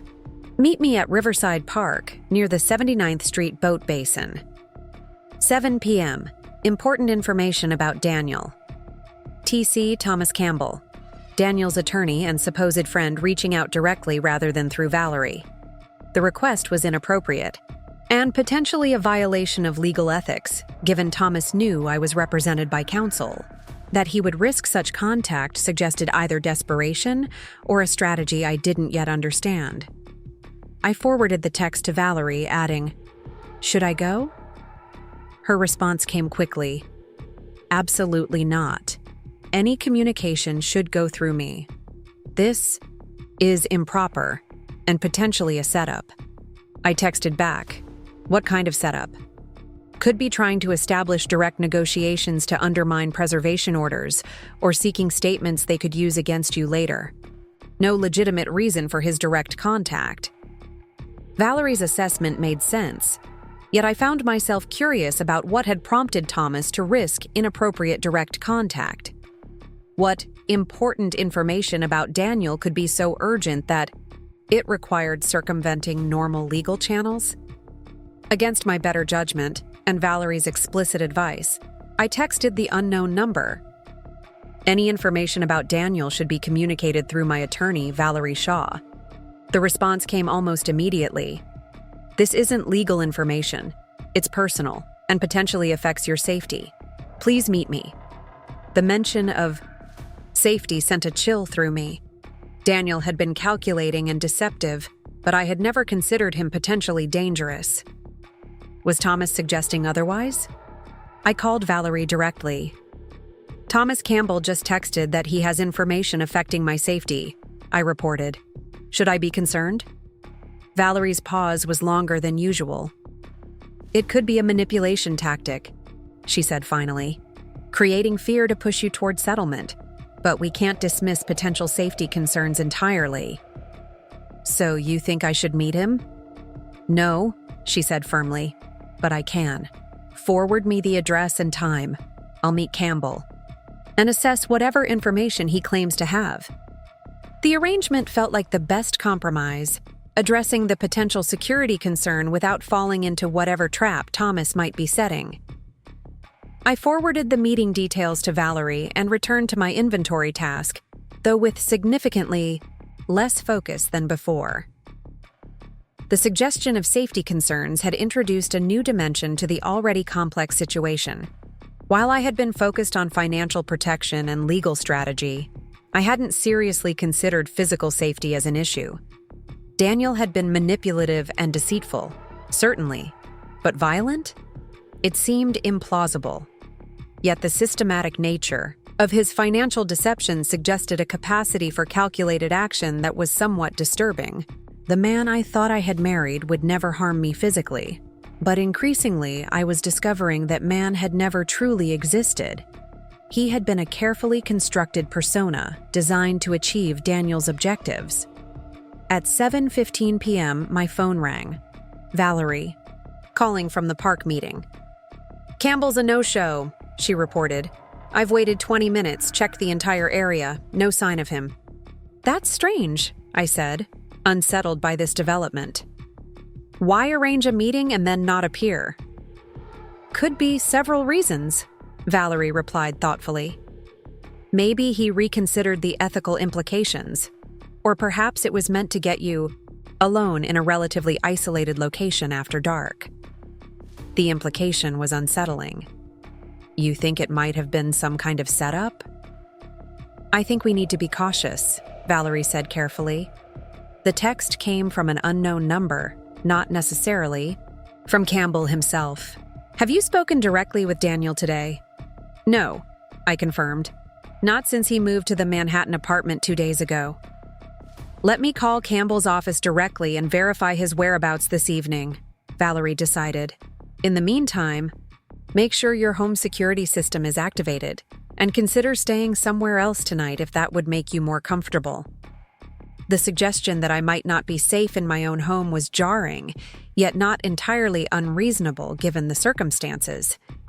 If Daniel was growing desperate as his financial schemes were exposed, his behavior might become less predictable.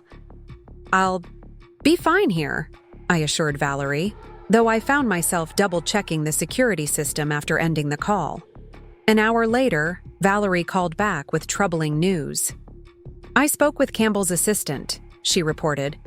"He's been in depositions all day for another case and had no plans to meet anyone this evening. The text didn't come from him." The implications were disturbing. "So someone was impersonating him to get me to that location?" "It appears so," Valerie confirmed.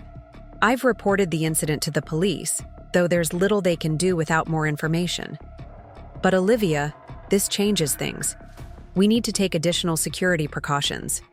We discussed practical measures: changing the locks on the house, installing security cameras, varying my routine, and being careful about sharing my location publicly. Valerie also suggested hiring a private security consultant to assess any specific vulnerabilities. "Do you think Daniel is behind this?" I asked directly. Valerie's response was measured. "We don't have evidence either way, but someone wanted you alone in a relatively isolated location after dark, using concerns about Daniel as the lure. That's concerning regardless of who orchestrated it." After ending the call, I moved through the house, securing doors and windows, the familiar spaces suddenly seeming less safe. The idea that Daniel, or someone working on his behalf, might be resorting to intimidation tactics was profoundly unsettling, yet not entirely implausible, given what I now knew about his capacity for deception. My phone chimed with a text from the same unknown number. "Sorry to miss you tonight. Perhaps another time. Think carefully about how far you want to push this situation." The thinly veiled threat confirmed Valerie's suspicions. This had been an intimidation attempt rather than a legitimate effort to convey important information. I forwarded the message to Valerie without responding directly, then continued my security check of the house with renewed vigilance. As I completed my rounds, I paused in Daniel's home office, a space I had rarely entered during our marriage, respecting his implied claim to this territory. Now, with new awareness of his deceptions, I began a systematic examination of the room, searching for any additional evidence that might be relevant to our legal proceedings. The desk drawers contained the expected items: office supplies, file, folders, a few personal mementos. The computer was password protected, though I knew Valerie was pursuing legal means to access its contents through discovery. The bookshelves held business texts, pharmaceutical industry publications, and a few volumes on financial management. Behind the desk hung a large framed photograph of Daniel accepting an industry award 2 years earlier. I had attended the ceremony, of course, playing my role as the proud, supportive wife while Daniel delivered an acceptance speech thanking his team, but notably not his spouse. Now, looking at the image with new perspective, I noticed how comfortable he appeared in the spotlight, how practiced his expression of humility mixed with pride. Had that public persona been as carefully constructed as the husband he had presented to me? How much of Daniel Cole was authentic, and how much was strategic performance designed to achieve specific objectives? On impulse, I removed the frame from the wall, examining it more closely. The back was secured with multiple fasteners rather than the typical 2 or 4, suggesting something more substantial than a simple photograph mount. Curious, I carefully removed each fastener and opened the frame. Behind the award photograph lay a second, hidden image: Daniel with a woman who was neither me nor Megan, standing intimately close on what appeared to be a tropical beach. The woman was striking, tall, elegant, significantly older than Daniel, with an air of wealth and sophistication evident even in the casual setting. The discovery was puzzling rather than painful. Who was this woman? When had the photograph been taken? And why had Daniel concealed it so carefully behind his award photo? I took pictures of both the visible award photograph and the hidden beach image, then carefully reassembled the frame and returned it to the wall. The discovery raised new questions about Daniel's relationships and deceptions, potentially extending the pattern beyond what I had already uncovered. Continuing my search of the office, I found a locked file cabinet drawer that hadn't been included in the financial documentation I had previously gathered. Without a key, I couldn't access its contents immediately, but I made note of it for Valerie's team to include in their discovery requests. As I prepared for bed that night, the house secured and the alarm system activated, I found myself contemplating the evolving nature of my situation. What had begun as the discovery of an affair had rapidly expanded into unraveling a complex web of financial deception, potentially extending to multiple relationships, and now possibly including intimidation tactics. Daniel's careful construction of our marriage and my role within it had been so effective that I had gradually accepted his definition of reality, his assessment of my capabilities, his determination of my proper place. Dismantling that constructed reality was both liberating and disorienting, requiring me to reassess not just my marriage but my fundamental understanding of myself. My phone chimed with a final text for the evening, Claire checking in after I had updated her about the park meeting setup. Locks changed? Security set? Do you want me to drive down tomorrow instead of waiting for the weekend? Her concern was touching, a reminder that not all relationships in my life had been shaped by manipulation and control. All secure, I texted back. No need to change plans. See you Saturday. I fell asleep with Alan Grierson's flash drive on my bedside table, a tangible connection to my professional identity and potential future, and Valerie's business card placed strategically by the phone in case of emergency. The contrasting symbols seemed appropriate for this transitional period in my life, balanced between reclaiming my past capabilities and navigating the unfolding complications of my present situation. The following morning, I awoke to multiple missed calls from Valerie and a text asking me to contact her immediately. Something had developed overnight. When I called, Valerie answered on the first ring. Olivia, we've had a significant development. The Chicago property has been listed for sale in direct violation of the preservation order. How is that possible? I asked, immediately alert. The order specifically prohibits property transactions. Daniel is claiming the property isn't subject to the order because it's not marital property. Valerie explained. He's asserting it was purchased with separate funds before your marriage. That's completely false, I said. We've established it was bought 18 months ago with money from our joint accounts. We know that, Valerie agreed, but Daniel has produced documentation suggesting the property was acquired through a complex series of transactions, beginning with funds he inherited from his uncle 10 years ago. According to his narrative, the money was invested through multiple vehicles before ultimately funding the Chicago purchase. The calculated nature of Daniel's deception continued to astound me. He hadn't merely hidden assets. He had constructed elaborate paper trails to justify his claims. What can we do? I asked. I've already filed an emergency motion contesting his claim, Valerie assured me. But this development suggests Daniel is accelerating his efforts to liquidate assets. We need to expand our financial investigation immediately. After ending the call, I sat on the edge of the bed, processing this latest development. Daniel was clearly growing more aggressive in his attempts to secure assets beyond my reach.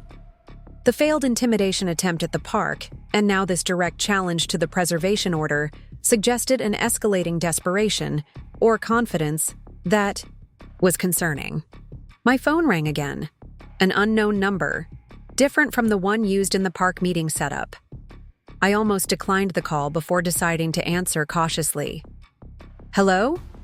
Mrs. Cole? A woman's voice inquired.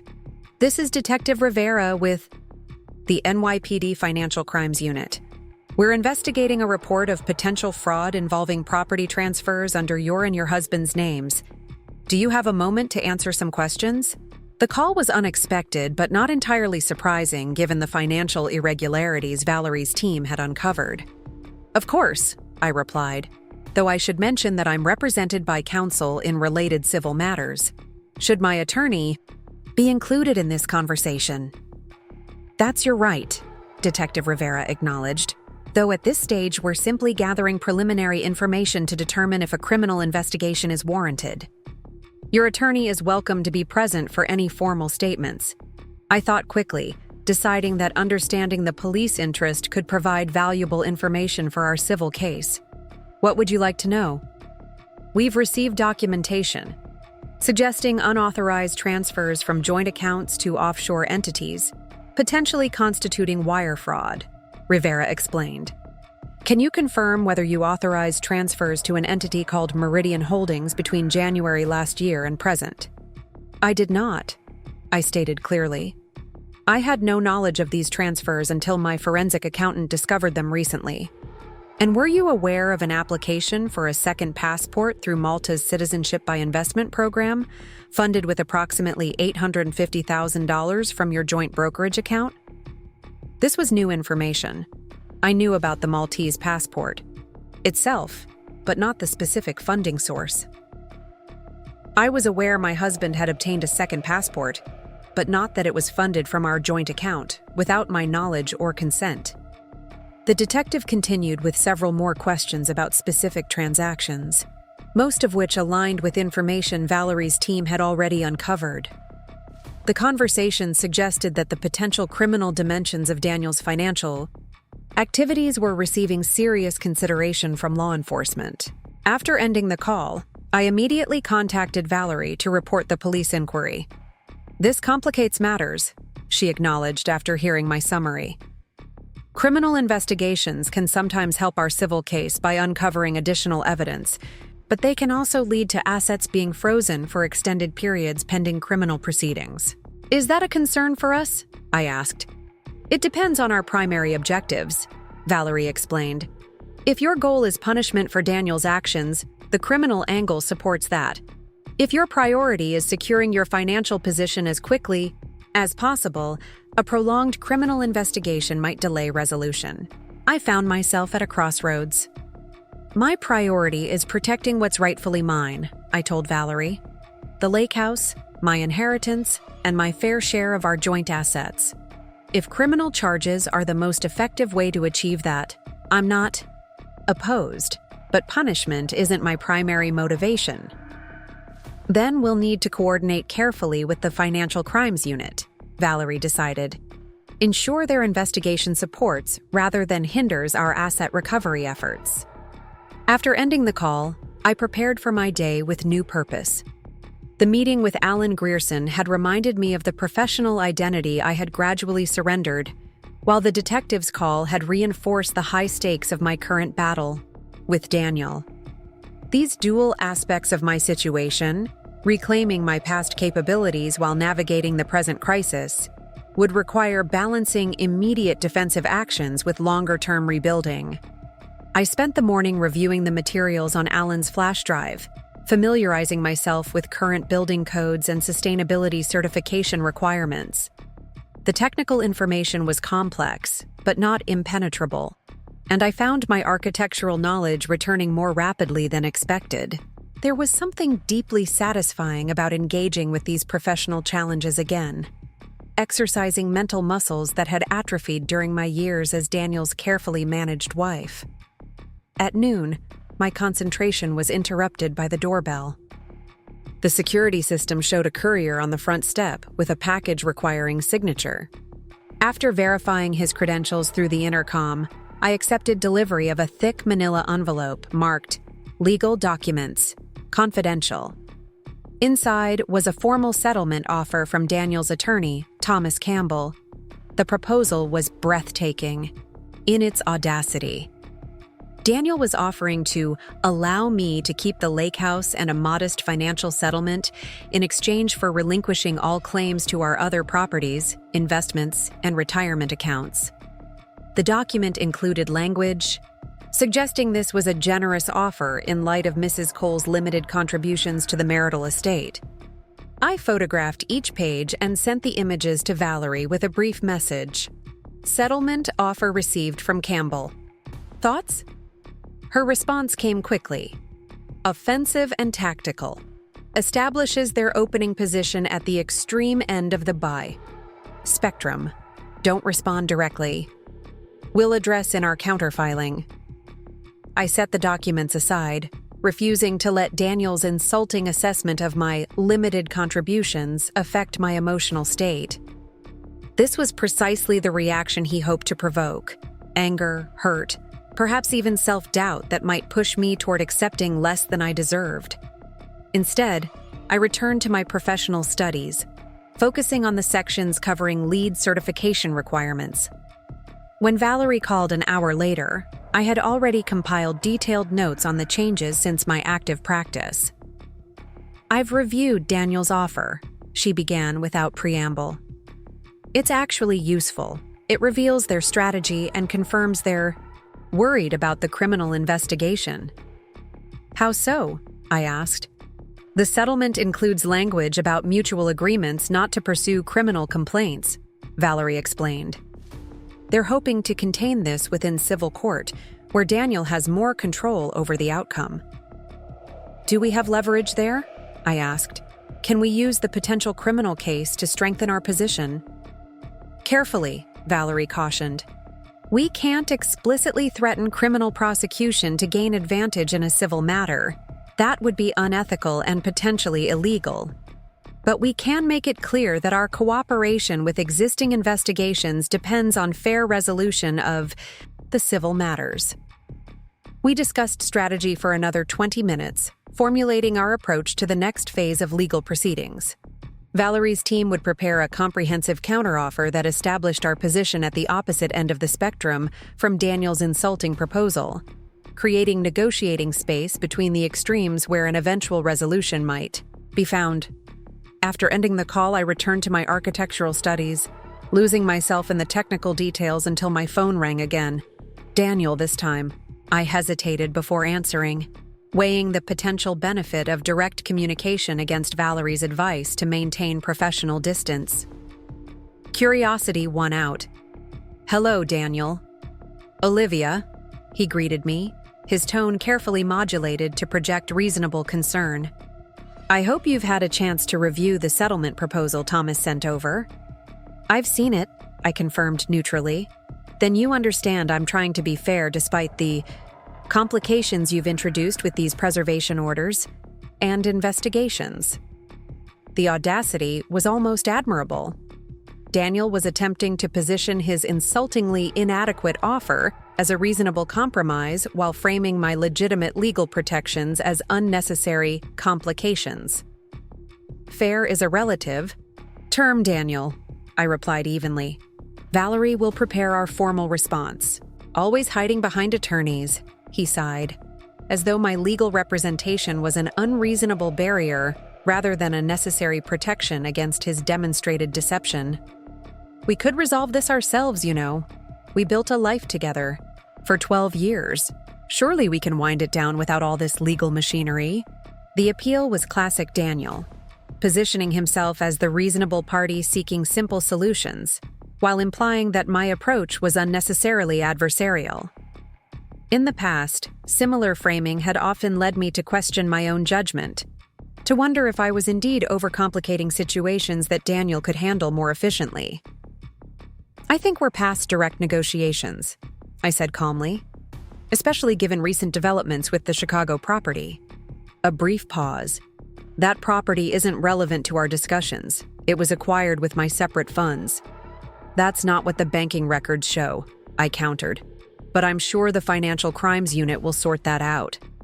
Another, longer pause. You've involved the police? Daniel's tone had shifted, the reasonable facade cracking slightly to reveal genuine concern. They contacted me, I corrected him. Apparently, wire fraud across state lines attracts attention.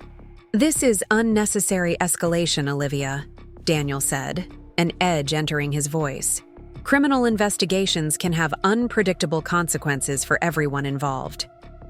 The implied threat was subtle but clear.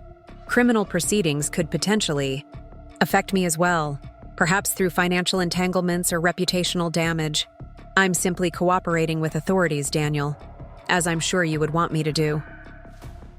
After ending the call, I immediately contacted Valerie to report the conversation.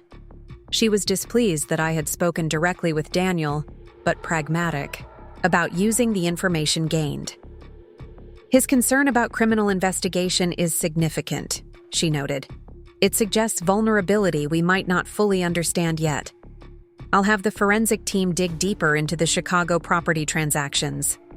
The remainder of the day passed uneventfully, divided between professional studies and preparations for my weekend visit to Claire in Boston.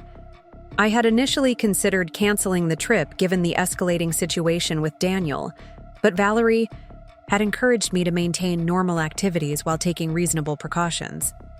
Don't let him control your movements, she had advised. Just be smart about security, vary your routine, be careful what you share on social media, and keep your location services disabled on your phone. That evening, I packed a small overnight bag for the Boston trip, including the architectural materials I was studying.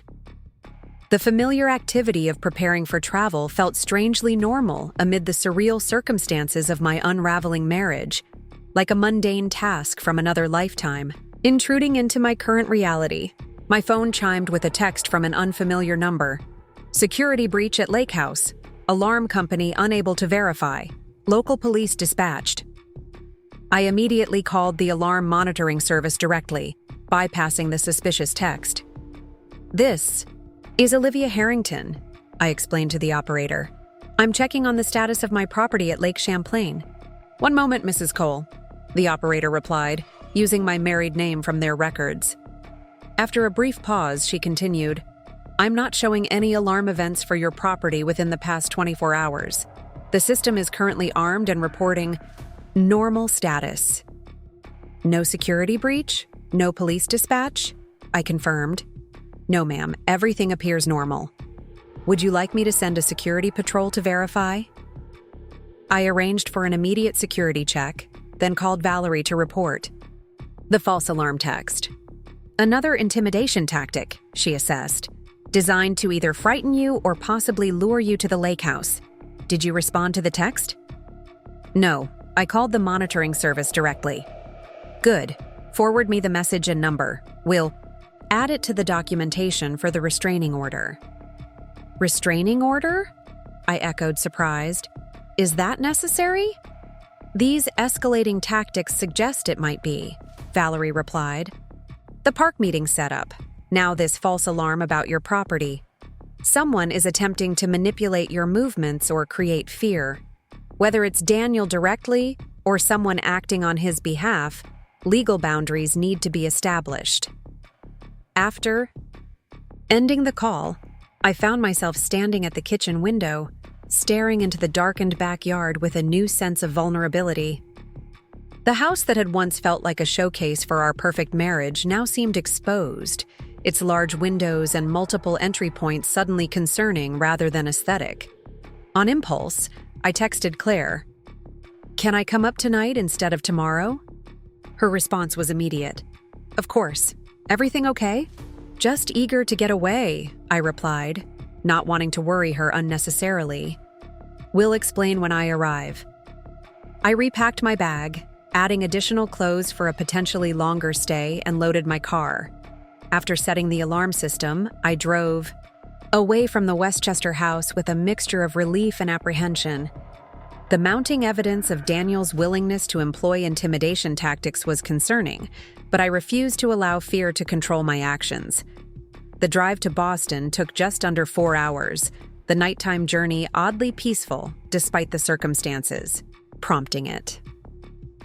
I arrived at Claire's brownstone shortly after midnight, exhausted but grateful for the sanctuary of my sister's home. Claire greeted me with a silent hug before leading me to her guest room.